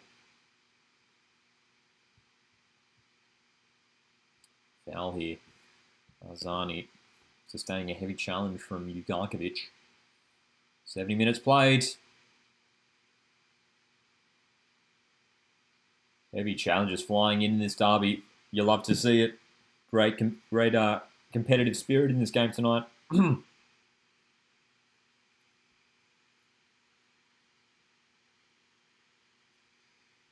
So, free kick. Lobbed in towards the box. No one really challenging it. Valadon's managed to pick up the ball, though, edge of the box. Jordi Valadon lays it off for Arzani and delivers. Suprine heads it up. Great chance for Victory here, though. Valupale. Oh, my God. Oh, my God. Valupale has almost sent that outside the stadium. Which would be hard to do at Amy Park. That was a good little moment there for Melbourne Victory. They kept that set piece alive. Didn't quite work out for them in the end. This has been a grouping elimination final in the A-League Men's.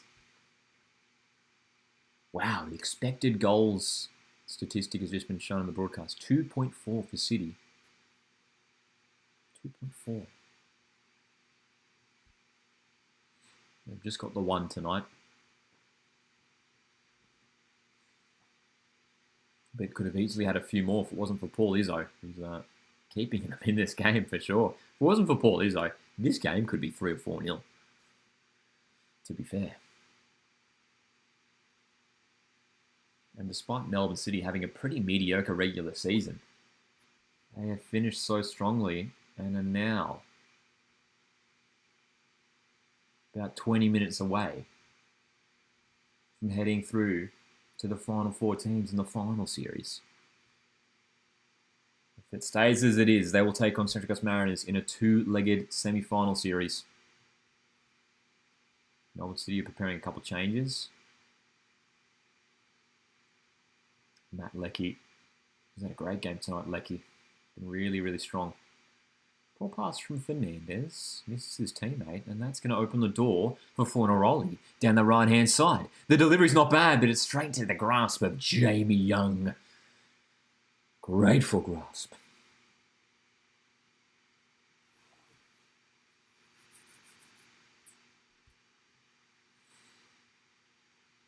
Nervy moments here for Melbourne Victory fans. Nervy moments.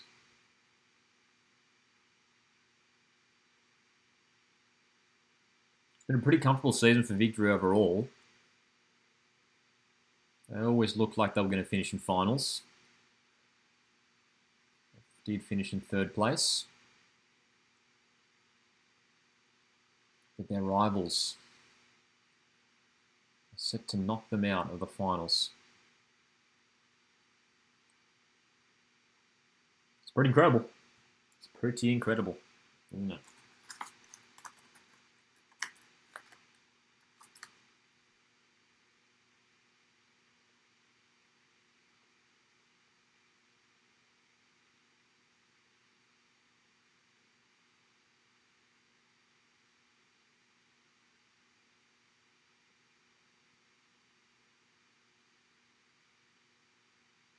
Fornaroli. He was going for a shot there, Bruno Fornaroli, which is a weird decision.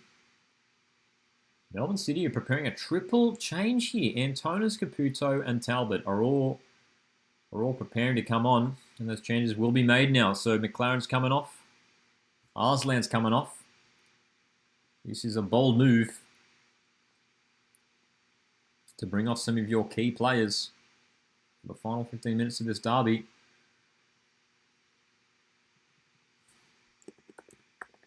Ilya Vidmar is making the move.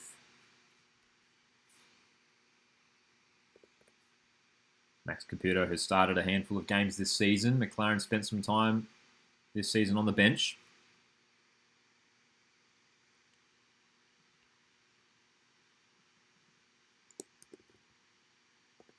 Talbot is on for Fernandez. So Talbot will go to left back.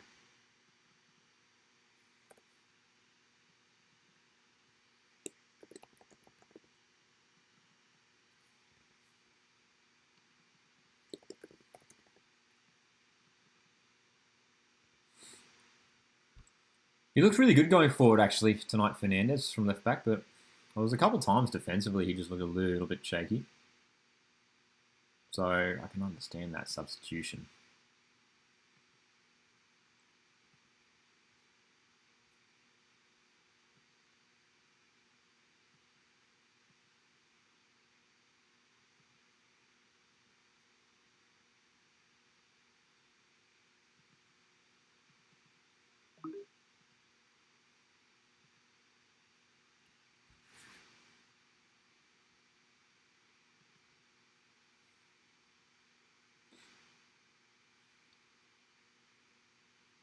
Here's a look at the updated lineup. After that triple change for City. Talbot left back, Antonis into midfield. That'll push Leckie further up the field, and Caputo's playing up top through the middle. City on the counter-attack. Nettel back heel for Antonis. Poor cross. Gary's going to hack it clear. Not as far as Ugarkovic, though. City still with it. Antonis moving to the right.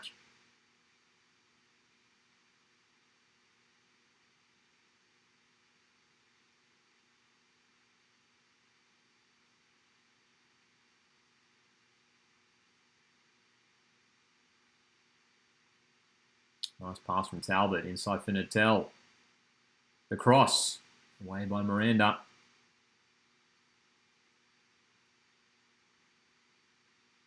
Not long remaining in this match.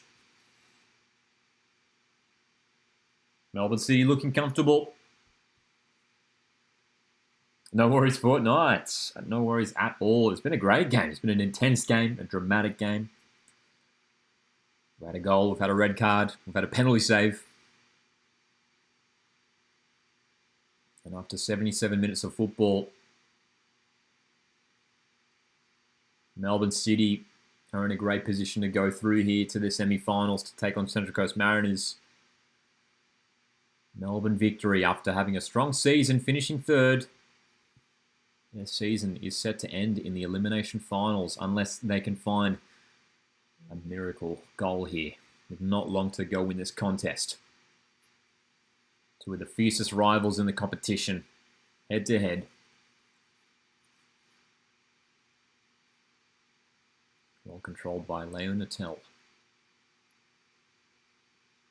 Jago. I get the sense it's just a matter of time until City find this second goal to secure the semi-final slot. At this stage too, like earlier on, I was like, maybe there's still a chance, but 78 minutes now played. If City score here, I think it's done. I think it's over. 2 goals will be too much. Oh, good cross here towards Akalish. Traore will head it over for a corner. Marcus says Melbourne City showing why they made 4 grand finals and won 3 premierships. They're showing up in the final series, aren't they?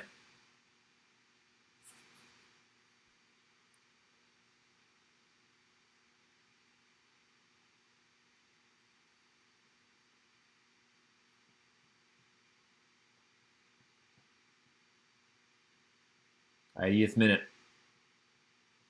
City corner. Yakalish's delivery. Dangerous area. Crucial defensive header from Miranda.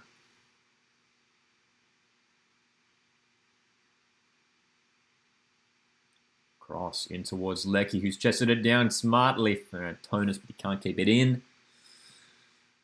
Victory will make those changes now.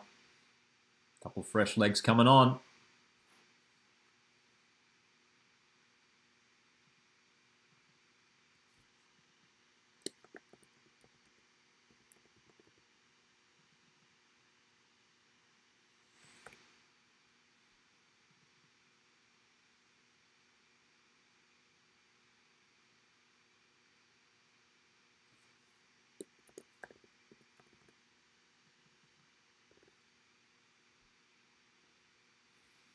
Ten minutes remaining in regular time for Melbourne Victory now to try and get themselves back into this match to send it to extra time. They've played so much of this match now with just 10 players on the field.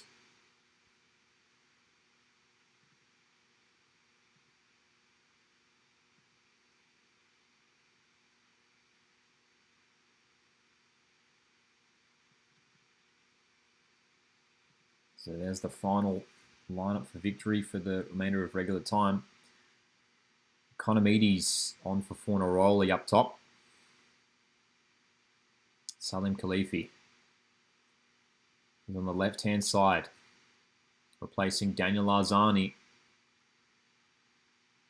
So it's a fresh front five, if you like, for Victory. Pass out wide for Yakalish to chase. Seagulls are out tonight at Amy Park.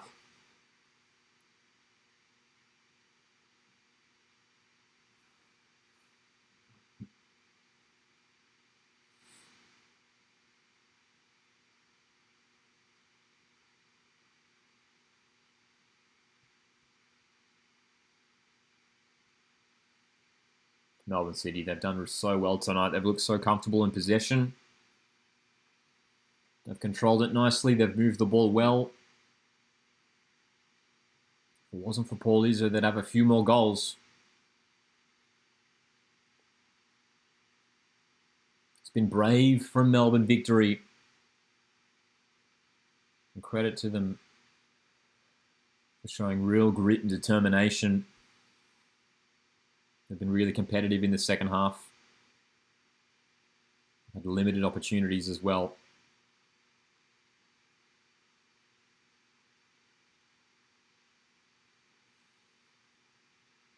What a victory got here. 8 minutes till injury time. Khalifi. It's got to be a City throw, surely. Yes, it will be.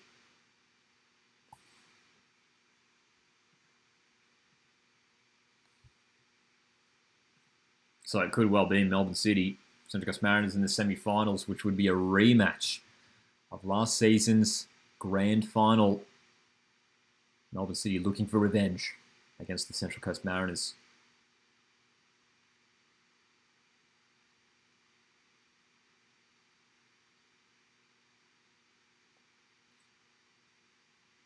Jago.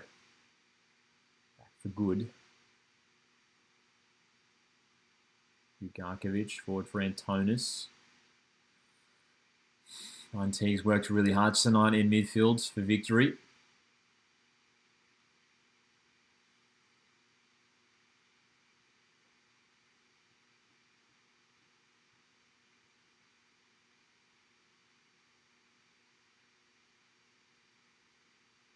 You just wonder if Victory would consider throwing a defender forward. I mean, they're still playing a back four. You've got potentially 10 minutes to go in the season. To keep it alive, surely you'd go to just 3 defenders at the back, throw an extra man forward. Got to try and get something going forward. City are coming at them again. Elish on the right.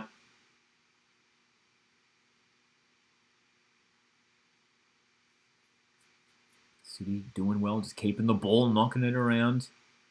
Ugarkovic moving forward on the right now. Into the box too. Ugarkovic continuing the run and earning the corner. Well done, Stephen Ugarkovic. Leanne says if City do win a play against Mariners, I reckon it'll be 6-1 on aggregate to the Mariners, I hope.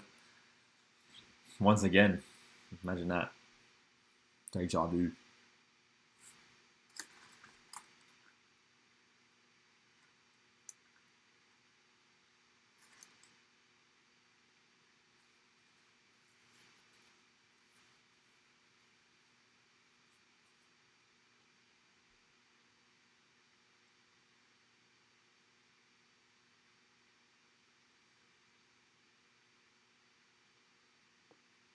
One more change for victory.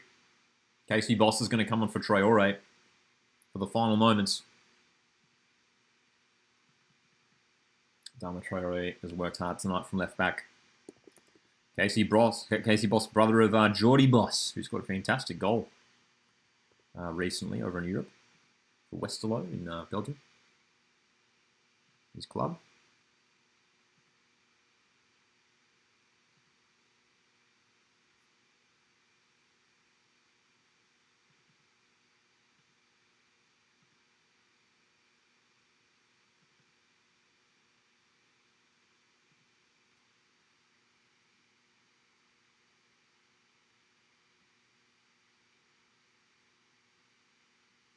Nice header flick on there from Velupalea. Economides is going to try and hold this up. Is this one of the final opportunities for Melbourne victory? Defenders are getting back for City. Gary is there in support. We've got the numbers forward now, Melbourne victory. Valadon. Geordie Valadon trying to dribble through. Crossing in towards Khalifi. Economides. Just snatched that opportunity, did Chris Economides. I mean, it was a good chance. The delivery from Valadon was all right too. Like, he did well to get the cross in. Chris Economides there with the opportunity. What a chance. What a moment.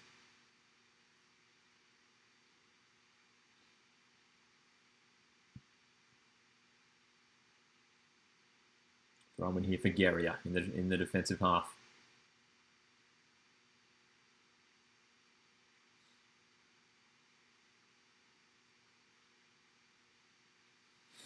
Three minutes remaining in regular time.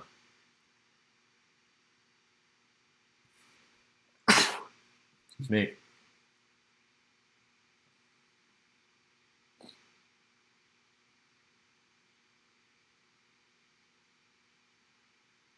Free kick for Melbourne Victory goes long. Oh, Boss is going to get on the end of this and deliver it centrally. Great chance here. Oh, it's in! Victory have done it! Unbelievable! Nishan Volupale has done it! It's 1-1 in the derby. Insane! The celebrations! Victory fans love it. Oh! Out of nothing, Victory have equalised. Oh my god! The substitutes combining the long ball from Miranda, the run from Boss, the delivery from Boss.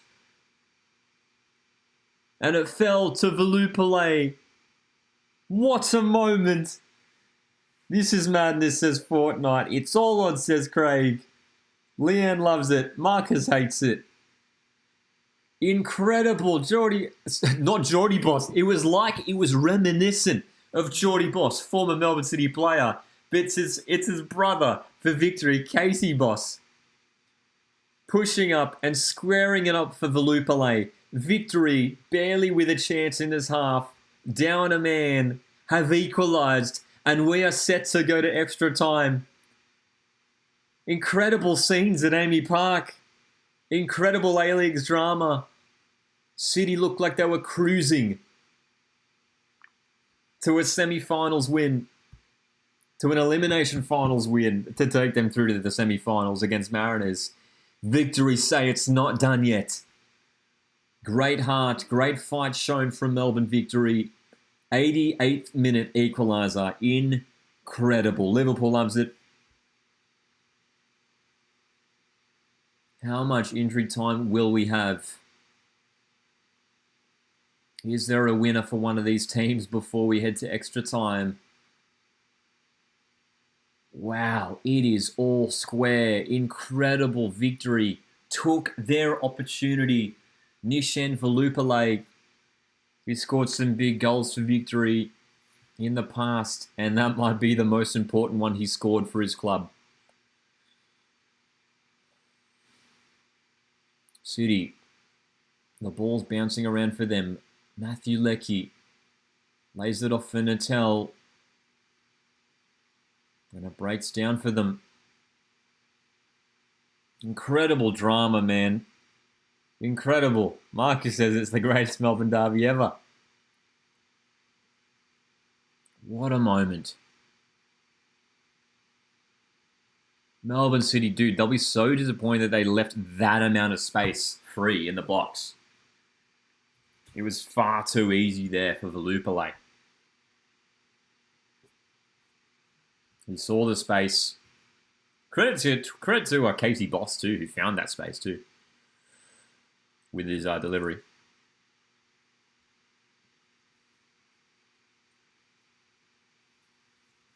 So Melbourne Victory, 5 minutes of added time we have. Miranda did well to draw the foul there. Melbourne Victory have a free kick opportunity on the halfway line. They couldn't, could they? They couldn't, could they? 4 minutes to go in injury time. If they were to score here, it would be absolutely insane. The roof would blow off Amy Park.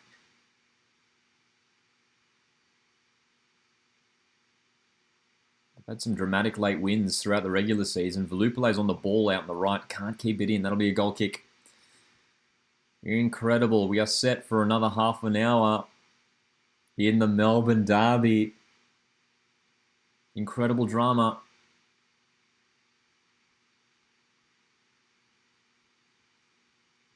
Both of these teams holding on. They do not want to be knocked out. Oh, Ryan Teague has capitalised on a poor pass here. He's gone down. Is that a foul? It is, and it's a yellow card for Antonis. So this is yet another promising set-piece opportunity for Victory late on in this game. We've got 3 minutes to play. Silly foul from Antonis. He was holding on to Teague. Pulling down his arm. Unnecessary foul. City are their own worst enemies. So Ryan Teague is standing over this one. It's going to be an out-swinging delivery. Teague's delivery, far post. De Silva's there. Oh, well, they're appealing for a handball. Jamie Young's got the ball. Tony Popovich can't believe it. Alex King has not moved an inch in terms of making a decision.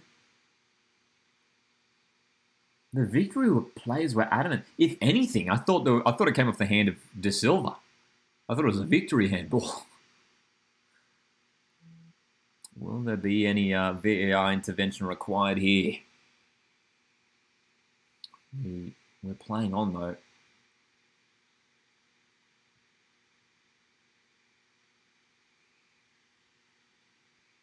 Victory trying to get forward. Valadon. Oh, Shorty Valadon. Out of nowhere. Across the face of goal. What a moment that would have been for the youngster. Coming off the bench. They're showing the replay of this potential handball. Did it come off the hand of the arm of Lecky? Did it? That's the question. Oh, I tell you what. There's a case for a handball there. It definitely strikes the arm of Matt Lecky, right? Now, referee's receiving some word from VAR. Alex King has got his hand up to his ear. There's going to be a VAR review with barely a minute to go in the Elimination Final. Victory have a chance here for a late penalty. City had a penalty in the first half. It was saved by Izzo. The review is happening as we speak. Oh no, what's going on? Have they lost the footage? Oh, they're checking the offside. Are they checking? So it might be offside anyway. They're showing the offside, so it might not matter anyway. Well, it's very close, tell you that. The Silva looks offside. Well, they must have cleared it because they're playing on. They must have cleared the offside. There's a bit of confusion. They're now looking at the handball incident. Definitely. Oh, dude, does it strike Lecky's arm? Oh, it definitely does. It definitely strikes Lecky's arm. You can see the ball move. Lecky's hand versus Craig. It almost looks like it hits De Silva's arm as well. I almost wonder if it comes off De Silva's head, then onto his elbow, and then onto Lecky's arm. In which case, would it be a victory handball first? Dude, this is a huge decision for Alex King in the Melbourne Derby Elimination Final with potentially the last kick of the game. Alex King has made his decision. What is he saying? Gonna have a listen. Turned up the audio so I can hear the decision making. Before the handball, there is an offside offence. It comes off the attacker hand into the defender hand. I'm going to go offside. Offside. Correct call, I think. I don't know why they looked at the handball then. Like, if the offside happens before, why bother looking at the handball? Like, it's offside and that's it. I don't know why they had to look at the handball and why you had to, like, discuss that. I guess to, like, maybe just to explain to fans, like, I think he said that, like, it was a handball. But we've seen it twice this weekend, the announcement of the decision on the loudspeaker in the stadium and on the broadcast for fans to hear. It's offside. You can't argue with that. And this game is destined for extra time. Crazy. Who knows how long will be added on here? Surely not long. We are witnessing possibly the most historic Melbourne Derby in history. Melbourne victory. Credit to them showing incredible hearts to fight back and to equalise. High drama indeed, Jay. What a game, says Mr. Sirix. It's been an insane contest, and it's not done yet. Melbourne victory. Nishan Velupillay keeping the game alive. And we are destined for extra time. And who knows, potentially penalties. Head clash here involving Jason Guerrier and Natel. So there's going to be some medical attention here for the two players. Oh, yeah. Both players clashing heads. You just wonder whether Alex King will blow full time here to take us to extra time. Has he done it? Has he blown the whistle? I think he has, yep. The players are walking off. It's full time and regular time. We are going to extra time. 1-1. Incredible. Melbourne victory, playing majority of this match with just 10 players on the field after Zinedine Machach was sent off in the first half. Nishan Velupillay, what a moment for victory. Scoring a late equaliser in the 88th minute. 1-1. Heartbreaking for City. They thought they had it. They were looking pretty comfortable. But City, unable to take their chances in the second half, allowing victory to get back. What's our predictions from here on out? My 2-2 prediction and victory winning on pens is still on. So yeah, we'll see. We shall see. But I mean, City with the one player advantage, surely you think they're like well positioned to go through here still. But Melbourne victory, I mean, it's been a heroic effort from Paul Izzo at the back in goals. In that first half, some incredible saves and denying Arslan from the spot. And I just wonder, you know, Aurelio Vidmar, before victory scored in that second half, taking off a couple of key players in McLaren and Arslan. Whether he thought maybe he was just going to rest some players, thought maybe the game was won. Not to be. Sam says, I'd say that was a fair call from the ref. So I bet not see any comments about the fake being robbed based off that call at the end. Yeah, I can't complain. Hey, it was definitely offside. Definitely offside. Summit in the chat says, watching from Scotland. I pause well over there in Scotland. Says, my mate's emigrated and in the stadium. He's a City fan. Love it. Meant the game, right, about the game being robbed and based off that call at the end. I see your meaning there, Sam. But yes, indeed, that I don't think you have any complaints.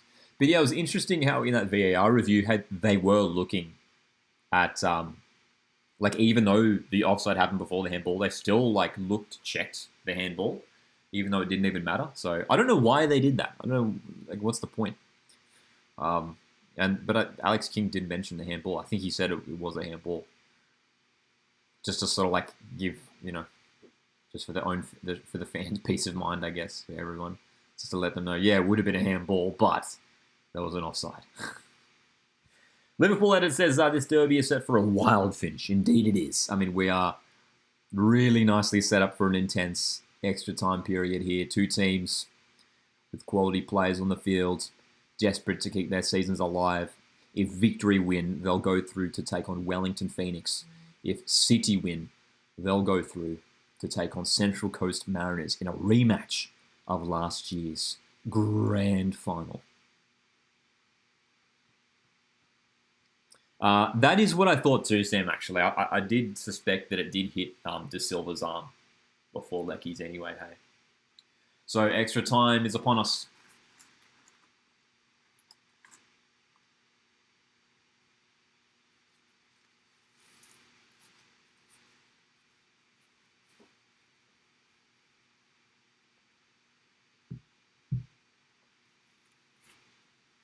Miranda and Lecky involved in another coin toss here.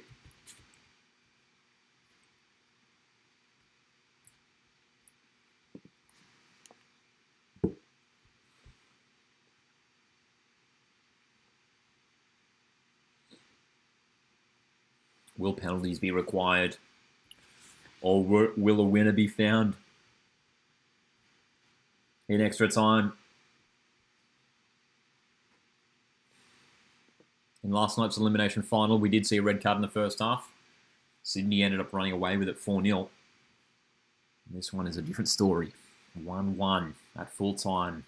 Extra time is required in the derby.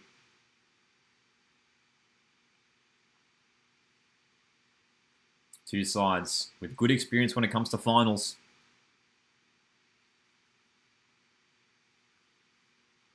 Victory will have memories of 2 years ago when they were knocked out in the semi-finals by Victorian rivals Western United. Western went on to win the grand final that year. Last season, Melbourne Victory really struggled. Missed out on finals. And now have the opportunity to bring themselves a step closer to a grand final. We are back on for extra time. No substitutions made in the break. Of course, in extra time, both teams get another window. Another chance to make some more subs. Melbourne Victory have Lee Broxham on the bench they could bring on if they want his experience. Of course, we should not forget.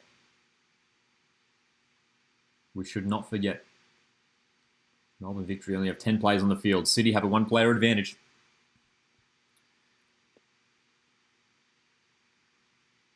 City getting forward. Natel. Ooh, good effort just across the face of goal. He's looked dangerous all night. Leo Natel, the Brazilian winger, showing his pace down the left-hand side. He's gotten the better of Jason Garrier this time and very close there. Just needed more accuracy on that effort.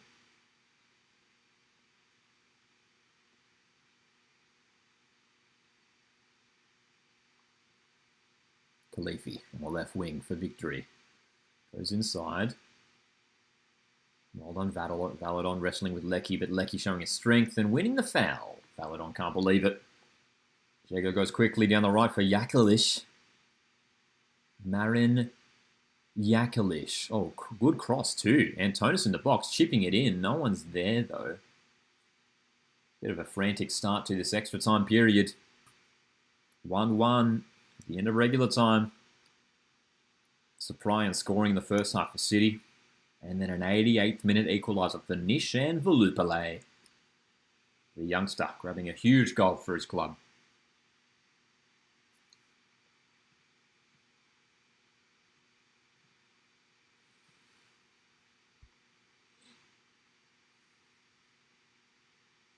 Anything can happen in this extra time period.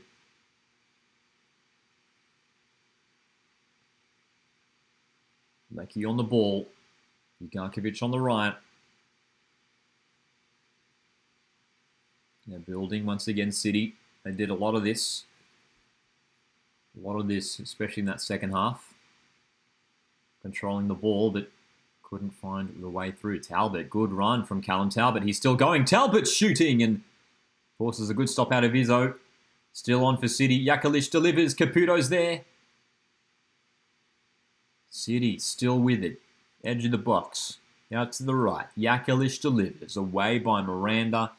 And Melbourne Victory are holding on here at the back. Look, credit to Melbourne Victory.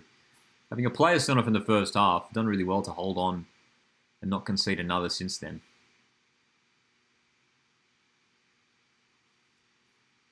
Eight saves have been made by Paul Izzo tonight. It's incredible. Gotta be man of the match, you'd think. Regardless of what happens from here, this is Paul Izzo playing the game of his life, the game of his career. And who knows, it could get even better for Paul Izzo. We could have a penalty shootout coming up, which might require some heroics from the goalkeepers. Antonis, good run. City with a chance here. Boss clears. Ugarkovic. Lecky's in the box. Matthew Lecky. Cleared away. Damien De Silva getting back to defend. Dude, this is intense stuff here. City are really pushing early on in extra time. Committing numbers forward. Victory getting numbers there at the back though.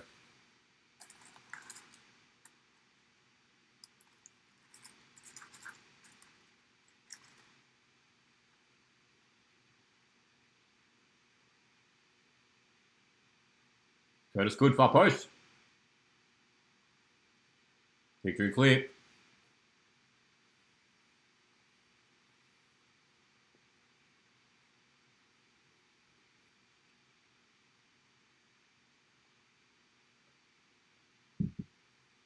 Antonis inside the box once again.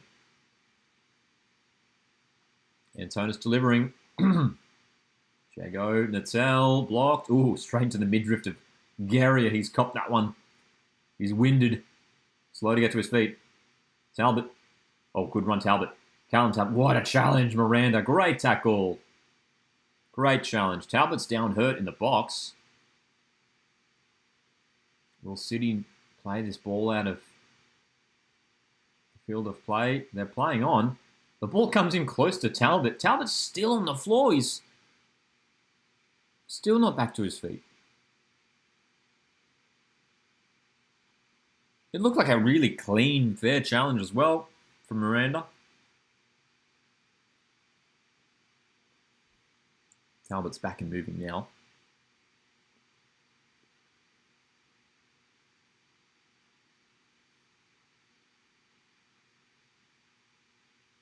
Supreme. Good. City knocking it around the back at the halfway line. Looking to stretch this victory side to create the space.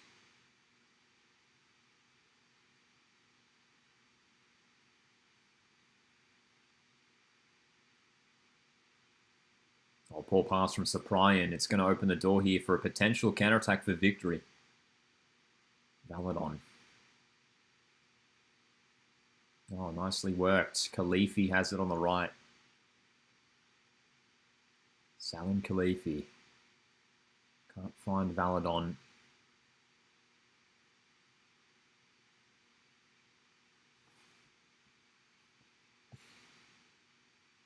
It's interesting. I thought when Antonis came on for Arslan, I thought maybe Lecky would have been shifted further up the field. But if anything, Lecky's sitting very deep. He's almost as a defensive midfielder. Here's a chance for victory. The shot came in from Khalifi. It goes wide. The Tunisian. That victory on loan from Perth Glory. Great chance. Nicely worked from Velupale too. Oh, great opportunity. It's going to be a corner now.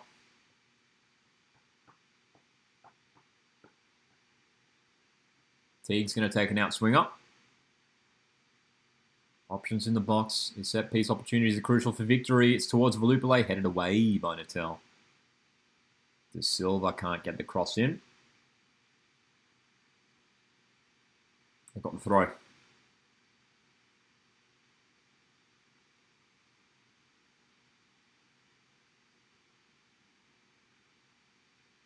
This is arguably the most intense half an hour of football in Melbourne Derby history.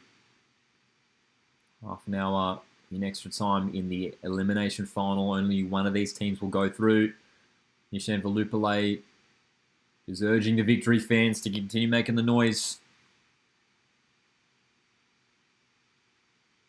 They are urging their team forward here with just 10 players on the field. Ryan Teague to take another corner delivery here. Gary is in there. De Silva, Miranda, Velupale. There's tall players to aim for. Comes in. Away once again by City. Supplying with a good defensive header. Teague will send it back in. Oh, there's a tangle in the box. It's still there. Connor Mead, he's trying to get a foot to it. Miranda now. Surely a foul in there. Jago's been wiped out. That's got to be a foul. A dangerous challenge. Jamie Young is appealing that Studs were involved in the challenge. It did look like a dangerous heavy tackle from Miranda. Jago was on the receiving end. A little bit of a panic moment there for Melbourne City. Dude, I tell you what. That's a dangerous challenge from Miranda. He's flying in with Studs. Obviously, going to try and win the ball. in a crucial area of the pitch like that really was close to hurting Jimmy Jago there. Valadon. Poor touch from Valadon, just loses it. So victory with a little moment there. Sort of two little passages of play where both teams have looked all right. Victory have won it again, high up the park. It's won't come through to Boss. City clear it. Miranda wins it back. He's been immense tonight, Roderick Miranda at the back for Melbourne Victory, the captain. He's driving it forward. He goes down. I don't know, that's a soft. He looked like he was already falling over there, Roderick Miranda. He was looking for the foul. Correct call for me. Oh, nice flick from Miranda. Boss. Frustrated with himself. Didn't get that pass right. This is intense, isn't it? G'day, Casual City FC supporter. How you going? 100 minutes of football have been played at Amy Park. It's Melbourne Victory 1, Melbourne City 1. Crazy.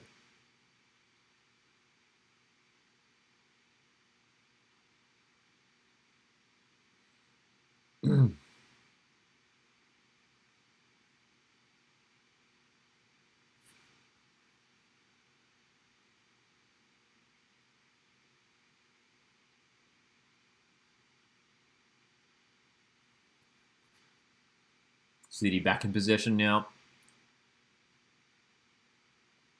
This game has been back and forth for the last half an hour or so. Like the last sort of period of regular time there, Victory started to sort of assert their dominance a little bit. Had a good few passages of play, but for the most part, City have just with the extra player on the field, they've had the control.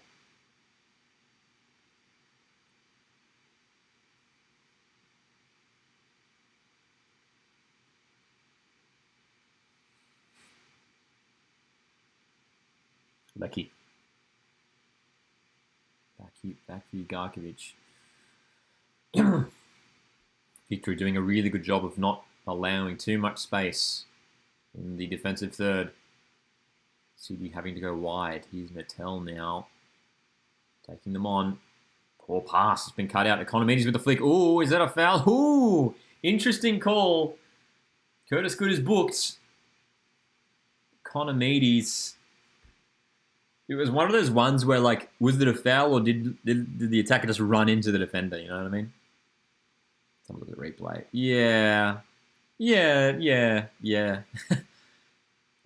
enough. There's enough to call it a foul. Good. Curtis Good took him on. He took him on. On another day, that would have been a red, says John. This time, though, no further action. Seems like we never know with VAR. Are you referring to the Miranda, Roderick Miranda challenge on Jago a few months ago? Assuming that's the one.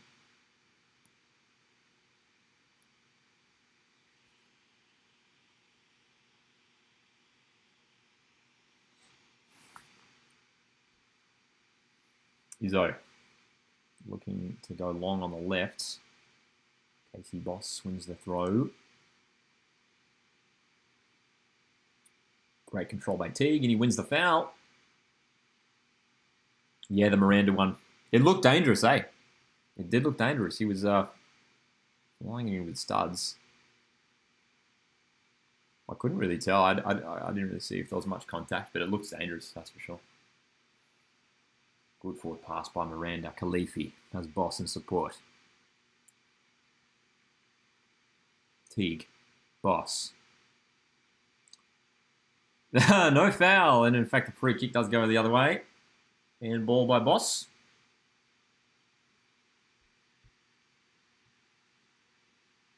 So, this first period of extra time has flown by. We've only got a minute or so left. Haven't really had many stoppages, have we? So, might just get the 1 minute added on before the short change of ends. And then the second period of extra time. But we are not far away from a potential penalty shootout in the A-League Men's Elimination Final. Did we have a penalty shootout last year at all? I don't think we did. For memory, I don't think we did. No, we didn't, because Sydney defeated Wanderers. And what was the other Elim final? I'm trying to remember. Sydney defeated Wanderers. I'm trying to remember what the other elimination final from last year was. Adelaide? Oh, that's right. Adelaide defeated Wellington at home. So we didn't. To be honest, I can't recall off the top of my head the last time we had a penalty shootout. If someone wants to jump on a Google search, when was the last time? When was the last time there was a penalty shootout in an A-League match? Not an Australia Cup match, but an A-League match. We've got 1 minute added on here. So a set piece here for victory. Boss is going to deliver it. Sends it long. Decent delivery too. Dangerous area. It's missed everyone though. Goal kick. So that might take us to the break in extra time.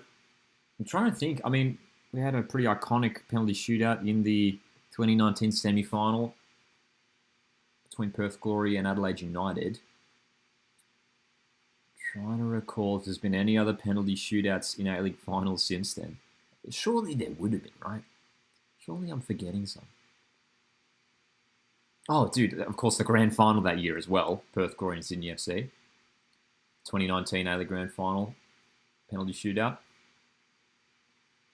Half time and extra time. The score remains locked at 1-1. Nothing separating the two sides. It's been an incredible match, and it's got 15 minutes to go. 15 minutes for one of these teams to find the ultimate winner, to send them through to the semis and knock their rival out. Thank you for that, Marcus. So it was that grand final in 2019, the last penalty shootout in the A-League. That's incredible. It's incredible that we haven't had one since then. 2020, 2021, 2022, 2023. It's taken 5 years for a penalty shootout. Wow. That, of course, was the penalty shootout where Andrew Redmayne, with his purple wiggle antics, won Sydney FC the grand final.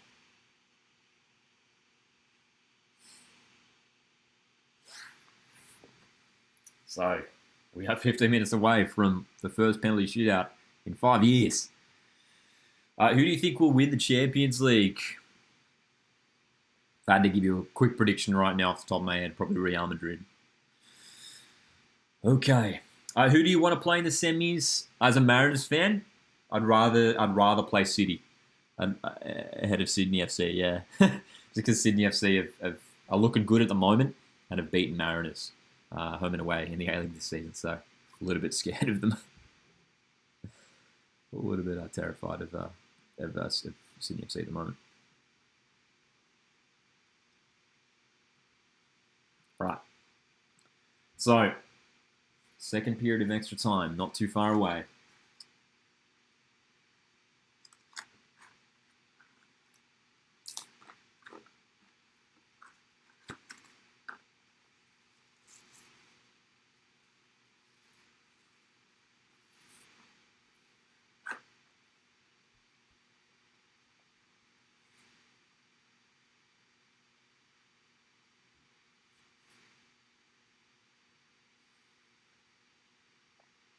What's our predictions? Is there going to be a winner? If so, who's going to get the winner? Victory or City? Or is it going to Pens?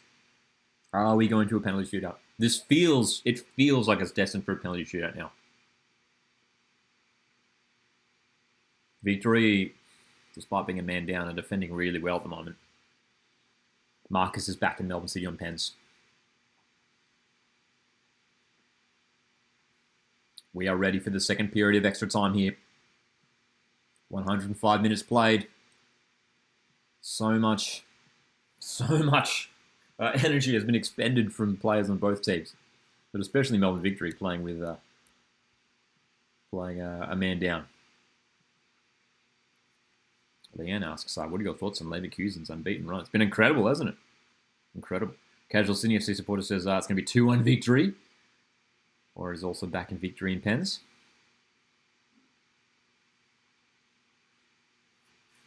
All right. Will we see the winner? Or will a penalty shootout be required? Well, bouncing ball here for City. Natel trying to get on the end of it. Cleared away.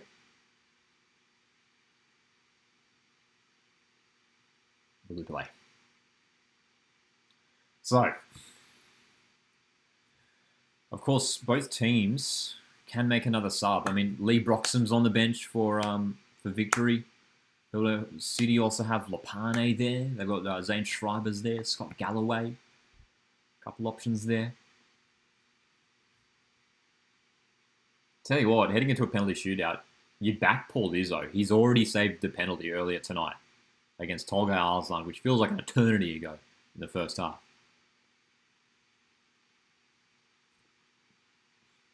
Jamie Young, of course, is a fantastic goalkeeper as well, though. Finish this sentence. 2023-24 A-League Men's Champions. Central Coast Mariners. Of course. Up the Mariners. Of course. No, honestly, like any team could win it. Like, a long range shots testing Young, who can't hold on to it. Volupale still there for victory. Volupale still going. Volupale blocked by Talbot. Nervy moments for Jamie Young, who couldn't hold on to it.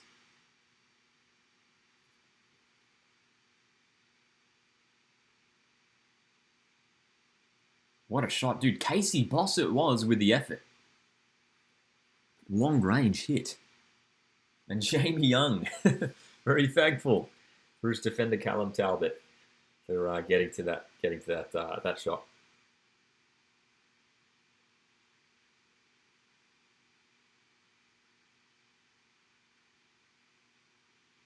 Corner. Victory. Is this the moment? Teague delivers. Had a flick towards goal by the Silver, but not enough power to get past Young. Are you going to be at the Mariners semi-final? Of course, Mariners. Well, we'll see, hey? We'll see who they're taking on in the first leg. Could be either away to Sydney or away to Melbourne City, so we'll see.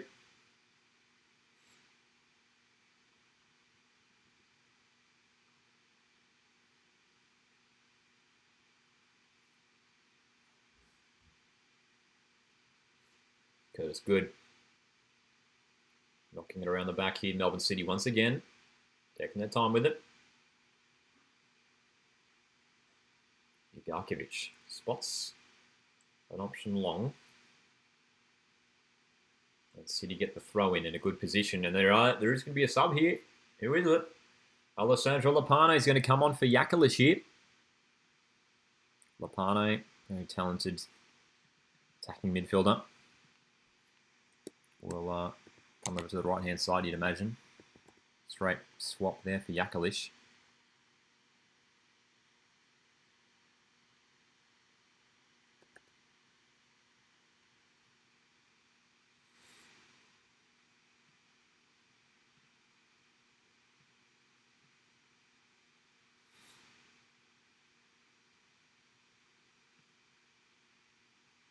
Alessandro Lopane, formerly of Western Sydney Wanderers.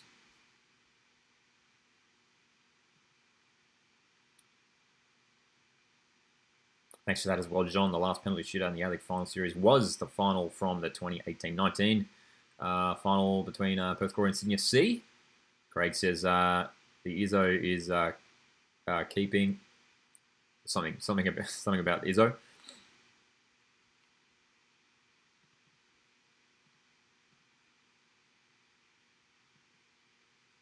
Will we have this goal, or are we destined for the penalty shootout?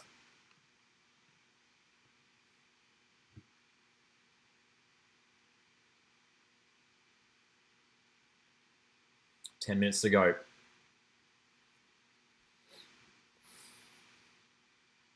Lopane on the right. City have it in the middle of the park. Jago.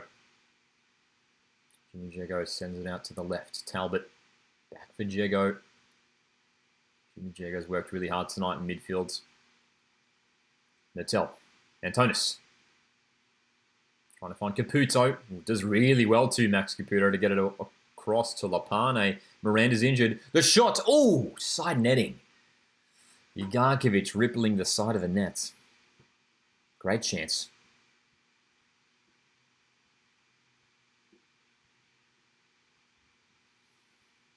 Paul Izzo. Nervous for a second there that was going to sneak in at the near post. Ugarkovic, good chance. That would be crazy if you could stream the Champions League final. Hey, if you guys are keen for it, let me know. We could make it happen. We were talking about in last night's A-League streams that might be keen to do some live watch-alongs for some of the Euros matches, which would be fun as well.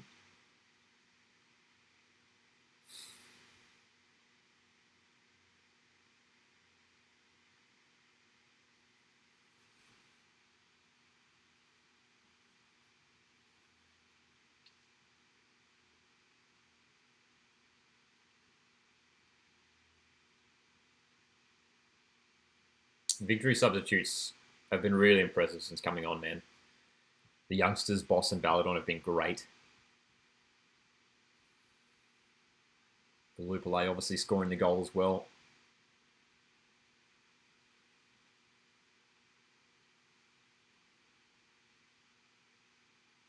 Caputo. Flicking it on for Natel.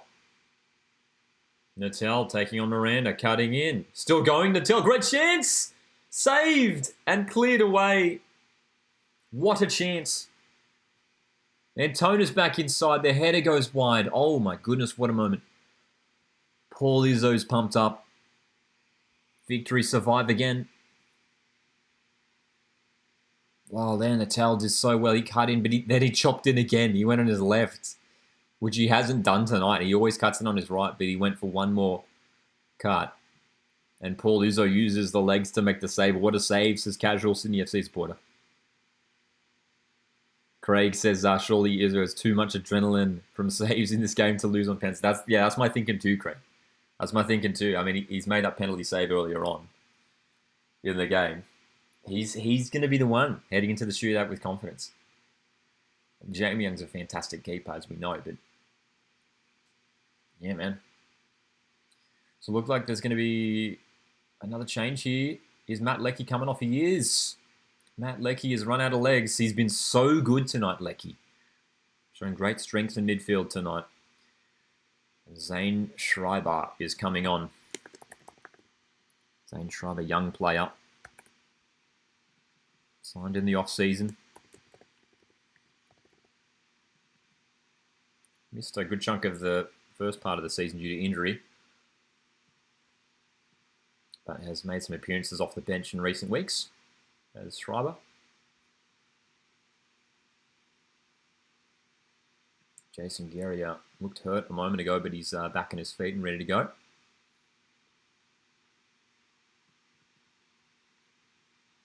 So Schreiber into midfield. It's a midfield trio of Schreiber, Jago and Antonis here for City. Both teams making numerous changes. I'm pretty sure Victory can make at least one more change too. We've got Broxham they could bring on if they want. Wouldn't that be iconic if they brought Broxham on for a penalty shootout? Marcus says, I don't know who wins from here. It's hard to pick, eh? Like, it's funny, like, the man advantage for City doesn't even seem to be, like, having that much of an impact. It feels pretty even now, this matchup. And that's credit to Victory, who've shown great spirit despite that early sending off to remain in this contest and remain really competitive. Talbot with a pass ahead to Natel. Ooh, flying in was De Silva. Schreiber's hurt himself. There's a yellow card for Damien De Silva. Schreiber's back to his feet. Bring on Broxham, says Marcus. Yeah, surely. Got to see it. Oh, dude, that was a dangerous challenge from De Silva. The studs were up too. The studs were up. Definitely a yellow card. Got to be careful with those sorts of challenges. Leo Natel. Crossing. Away by Teague. Talbot's there. Talbot. Ooh, smart little reverse pass. Liam Nattel's on side. It's been a great duel with Jason Guerrier on that left wing for City.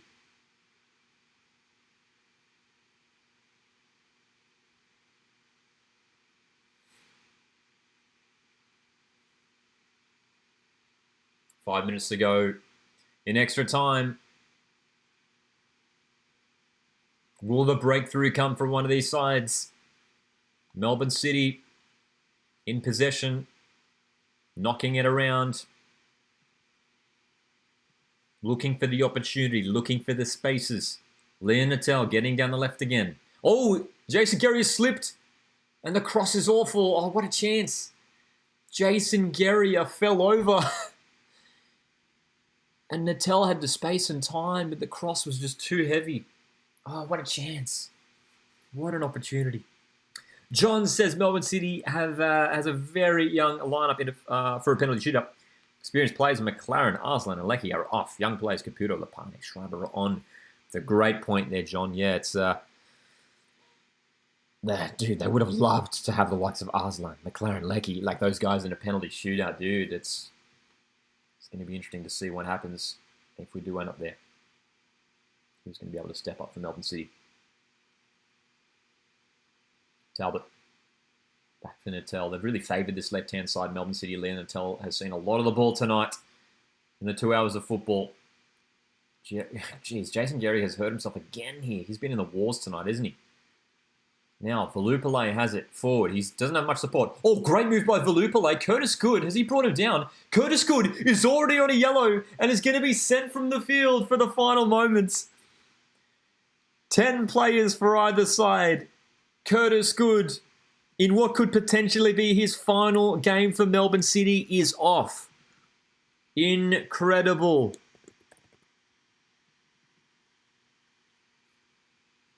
There's some medical attention required here for Velupillay, but Curtis Good can have no arguments there. Committing the foul. Yep. Makes the contact with the Velupillay. It's a silly moment from such an experienced defender. And it's another red card. Fair decision.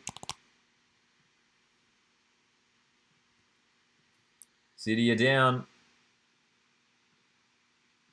Both teams reduced to just 10 players.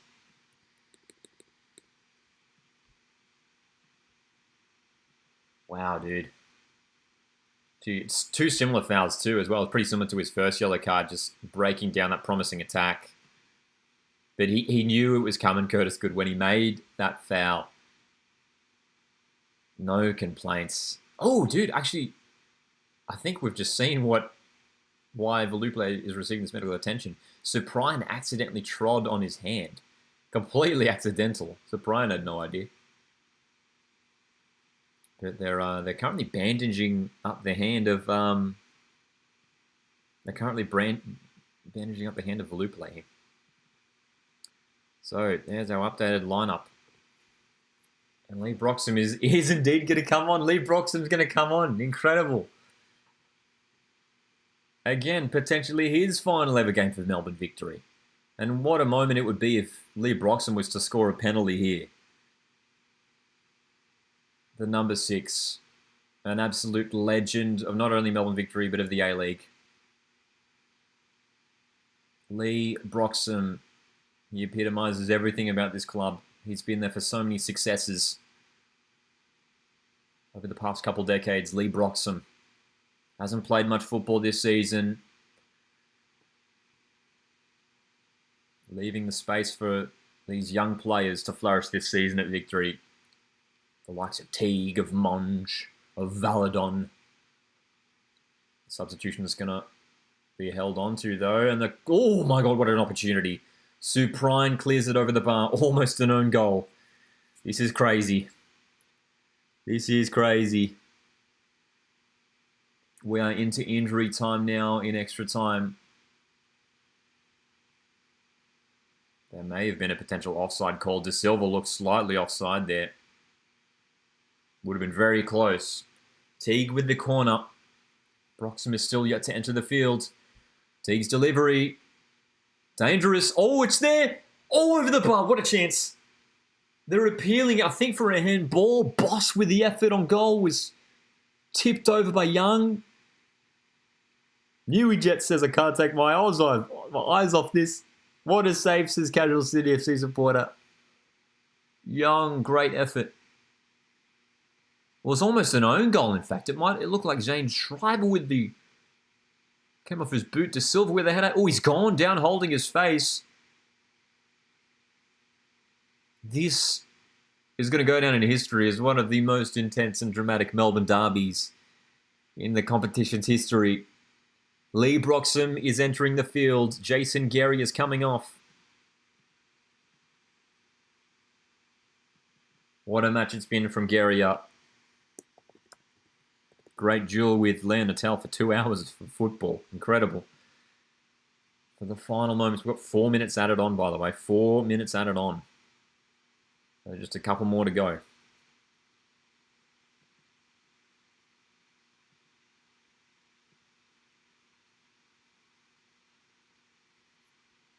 So both players down to 10 men. Broxham's on the field at right back. Jamie Young goes long. Flicked on by Natal. Miranda goes long. Oh, Cyprian misses his first touch but sends it high.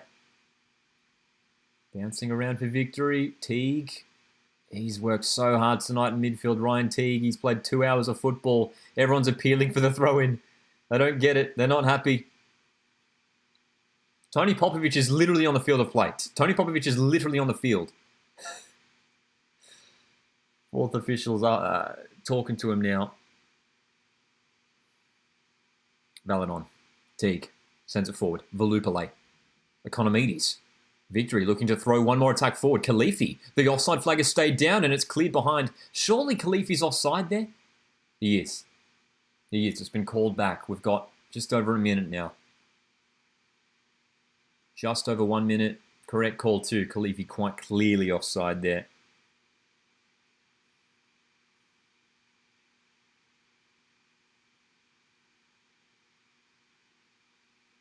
One minute. 1 minute away from a penalty shootout. In the Melbourne Derby Elimination Final, victory, if they go through, they face Wellington Phoenix City. If they go through, they face Central Coast Mariners, the premiers.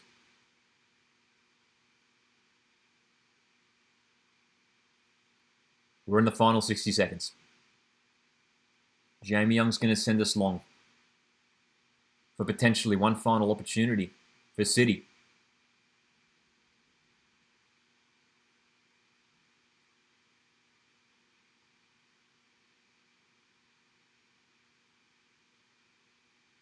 "30 seconds. City playing it safely. They go backwards. Volupale's applying the pressure. Oh, Volupale's almost won the ball here. Jamie Young is out. He's cleared the ball. They're going to go for the quick throw. This is insane. Oh, no way. How do they not go for the quick throw there? It's a foul throw. Oh, that's crazy, dude. Is it Khalifi, I think? Just needed to go for the quick throw to a teammate. Jamie Young was like 30 meters away from the goal. What an insane moment. It's going to a penalty shootout. It's full time in extra time. Nothing to split the two teams. 1-1. And a red card for each side. The most dramatic Melbourne derby in history is going to a penalty shootout to decide who will go through to the semi-finals. This derby match has had absolutely everything. Crazy. So now, it's all up to the goalkeepers and the penalty takers. City have subbed off some of their key players, man. No McLaren, no Lecky, no Arslan. It's a huge blow for City. Victory. I mean, Victory have got some of their key players off too. I mean, someone like Bruno Fornaroli. You'd expect him to take a penalty. Maybe Arzani, Machach. These guys are not involved. Crazy, dude. Crazy.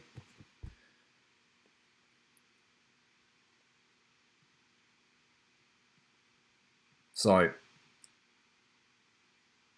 who's going to win it? It all comes down to this, man. It all comes down to these crucial moments. Think back to the first half, man. So many massive moments in the first half. The penalty save from Izzo. The red card for Machach. The goal for Cyprian. And they had so many great opportunities. Izzo made some unbelievable saves in the very first half, which feels like so long ago.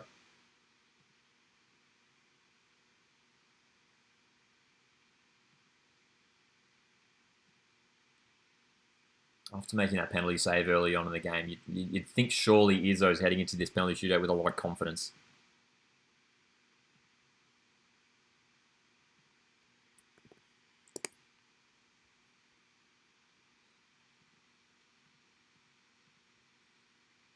Who's going to be the players to step up and take the penalties for either side too? It's going to be interesting. You know, who do they look to? For Lupale, he scored late on for victory in regular time. He could be seen as a penalty taker. I wouldn't be surprised if someone like Jimmy Jago takes a penalty. Antonis maybe. These experienced players. Antonis has played in some huge finals matches, has he? Sorry, Antonis. Might even look at some of these defenders. Roderick Miranda, Damien De Silva, these experienced defenders. So, it's time for pens. It's time for pens.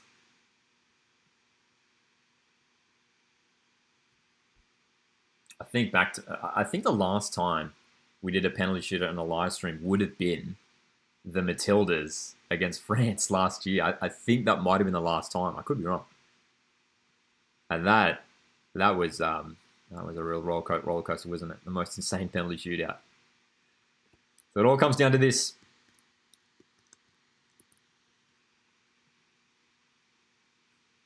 Which goal is it going to be in front of? Is it going to be in front of the victory fans? They're doing the coin toss now, so this is a big moment. Okay, so it's not in front of the victory fans. It's not going to be in front of the victory fans. It's going to be at the opposite end.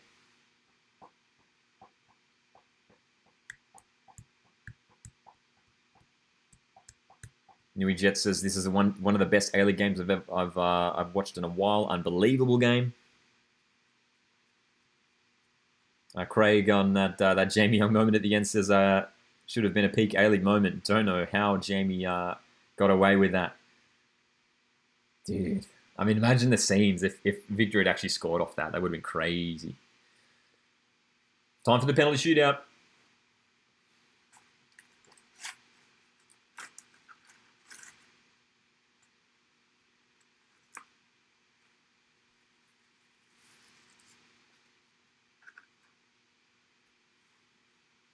All right.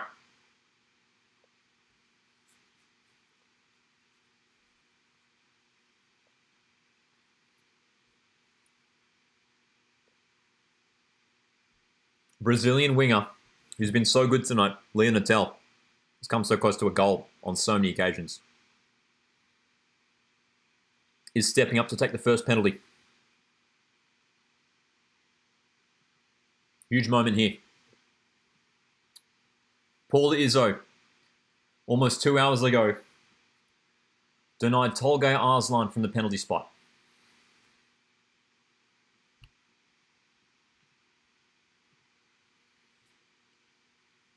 Does Paul Izzo give his side a massive boost here by making an early penalty save in the shootout? Leo Natel in good goal scoring form to finish off the A-League regular season. Natel one-on-one with Izzo. The whistle's blown. Natel scores. Strong penalty. Confident penalty. 1-0 to City in the shootout. Very strong penalty. Went to the left. It wasn't far to the side, but Izzo dived the wrong way.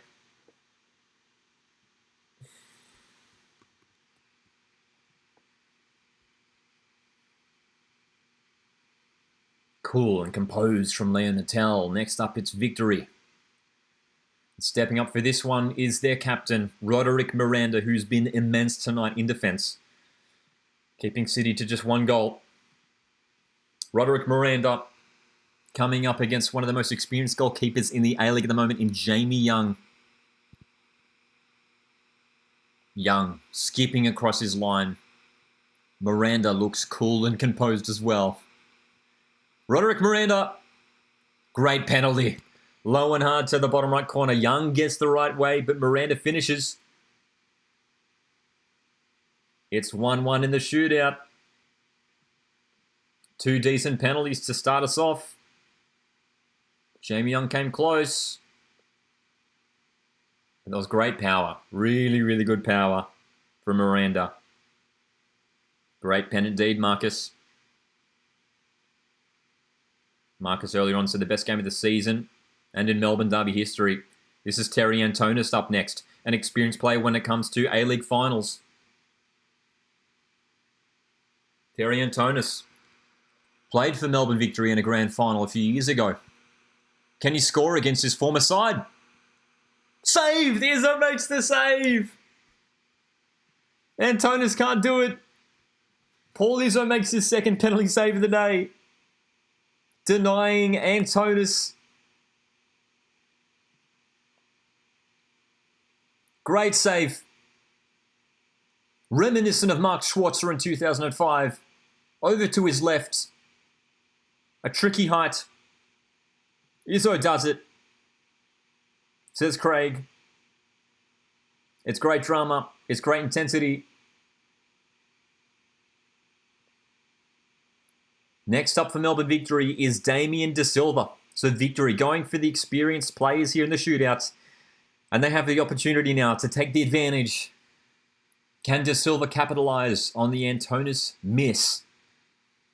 Jamie Young taking his time here, lacing up his boots, fixing up his boots. Now he's ready for it.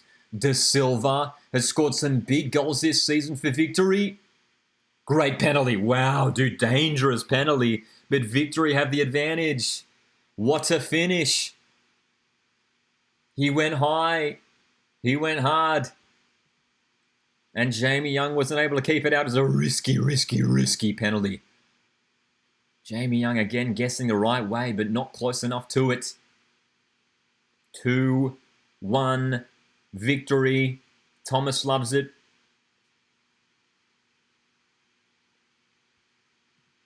Next up, Australia Under-23 International, Callum Talbot, formerly of Sydney FC, now at Melbourne City. One of the top young fullbacks in the competition. Came off the bench tonight. Can Paul Izzo make it another save to put Victory in a great position? Can Talbot keep City in it? Talbot. Oh, it's saved again! Insane! Paul Izzo, the hero, and now Victory are so close now. Callum Talbot denied. Terry Antonis denied. Izzo with the saves. Unbelievable, says casual Sydney FC supporter. What a match, what a game. And what drama we're witnessing at the end. Victory lead 2-1 and have the opportunity to take it to 3-1.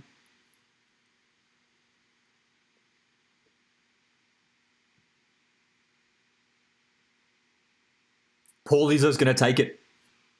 Paul Izzo is going to take it.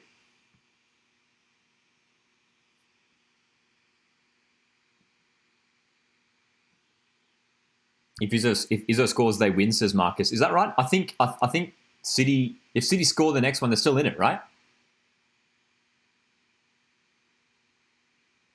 So it's not done yet. If Izzo scores, it's not done yet. But it puts them in a great position. Izzo, 1-on-1 with Young. Paul Izzo scores confidently from the penalty spot. A fantastic penalty by the goalkeeper. And that's right. Now, Melbourne City must score. Paul Izzo with 2 saves. His 3rd penalty save of the day. The journey could potentially end here for City. And what a moment here for young Max Caputo, the young apprentice to the greatest goal scorer in A-League history, the future replacement of Jamie McLaren. What a moment this is for Caputo. Can Izzo send victory through to the semis? Great penalty. What a penalty. What a moment for Max Caputo, 18 years old. The biggest moment of his young life. And it's a composed finish to the bottom right-hand corner. And the script, ladies and gentlemen, has been written because the greatest veteran in this competition's history is stepping up to take the penalty. And the equation is simple. Lee Broxham, if he scores, victory are through.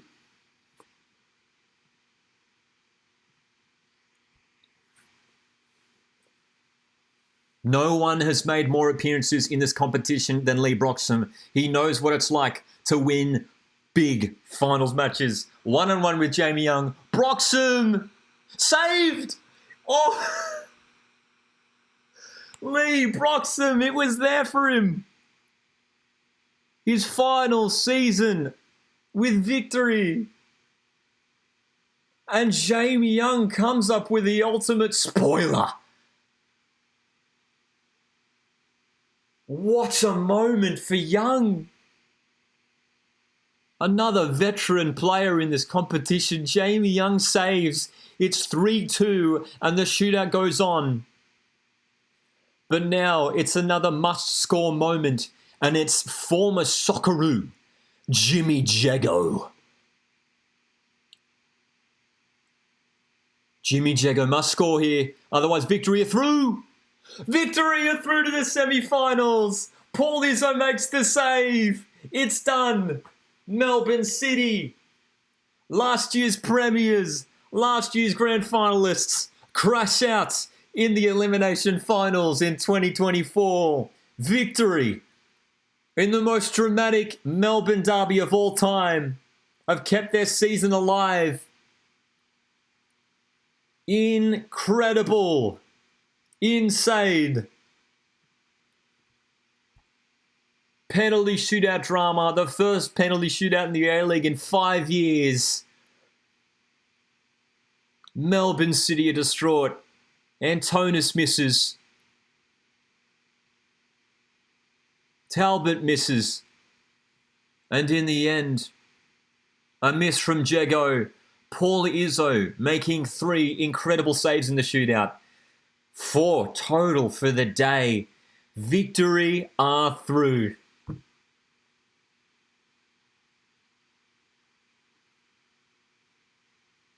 (3-2) in the penalty shootout. Insane drama. Insane Melbourne Derby drama. Insane A-League drama. Now the semi-finals have been written. Central Coast Mariners will take on Sydney FC. And Wellington Phoenix meet Melbourne Victory. John says huge game for Izzo. Man of the match for sure. Absolutely. No one comes close. I mean, just the saves he made throughout the game. The penalty save in the first half against Arslan. And then 3 saves in a penalty shootout. I mean, it's just incredible. What a game. What a match. And that's right, Liverpool led it. 4 pen saves on the night. I mean, just incredible from Paul Izzo. That's the greatest game of his life. It's the greatest game of Paul Izzo's life. And we've been watching Paul Izzo for a long time, ever since he was at Adelaide United, Central Coast Mariners, his trip overseas, and now back in the A-League with victory. It's the most important game of his life, the biggest game of his life. 4 penalty saves. Incredible. 1-1 after extra time, 3-2 on penalties. What a match. What drama. Victory are through to take on Wellington. They'll host the first leg. Sydney will host Mariners next week. And as Liverpool Edit says, they're both semi-finals. Absolute fire indeed, dude. I mean, the drama. Victory. They're going to take so much energy and confidence from this dramatic contest. and regroup for a huge match against Wellington, a team that they haven't been able to beat this season. Central Coast Mariners, a tricky test against a confident Sydney FC side. Sydney have defeated the Mariners twice this season in the A-League. Oh, incredible, guys. We're going to wrap it up there. Appreciate you tuning in as always. This has been one of the most incredible A-League watch-alongs we've done. Over 2 hours of insane drama. We've clocked over 3 hours now in the stream. 2 hours of football and a penalty shootout. Not too bad for a Sunday evening. Picks for next week. Well, I will be doing the predictions video coming out this week, so keep an eye for that for my full preview for the semi-finals. Got to back my Mariners to go through. I know Sydney FC is going to be a tough one. Wellington victory. I mean, I think Wellington will have enough in the end. Yep. Look, victory going to be tough at home, as they often are. But Wellington at home in front of a big crowd, I think will have enough to get through. So, look, for me, I still think we're set up for a Wellington Mariners Grand Final. But I tell you what, Sydney are playing good football, scoring goals at the moment. And victory, they're going to take a lot of confidence after that gritty win. Incredible. Appreciate you guys tuning in, as always. Enjoy the rest of your evenings. And catch you in the next one, eh? Make sure you hit subscribe so you don't miss any videos or future live streams. Hit like on the way out. Thanks so much, guys.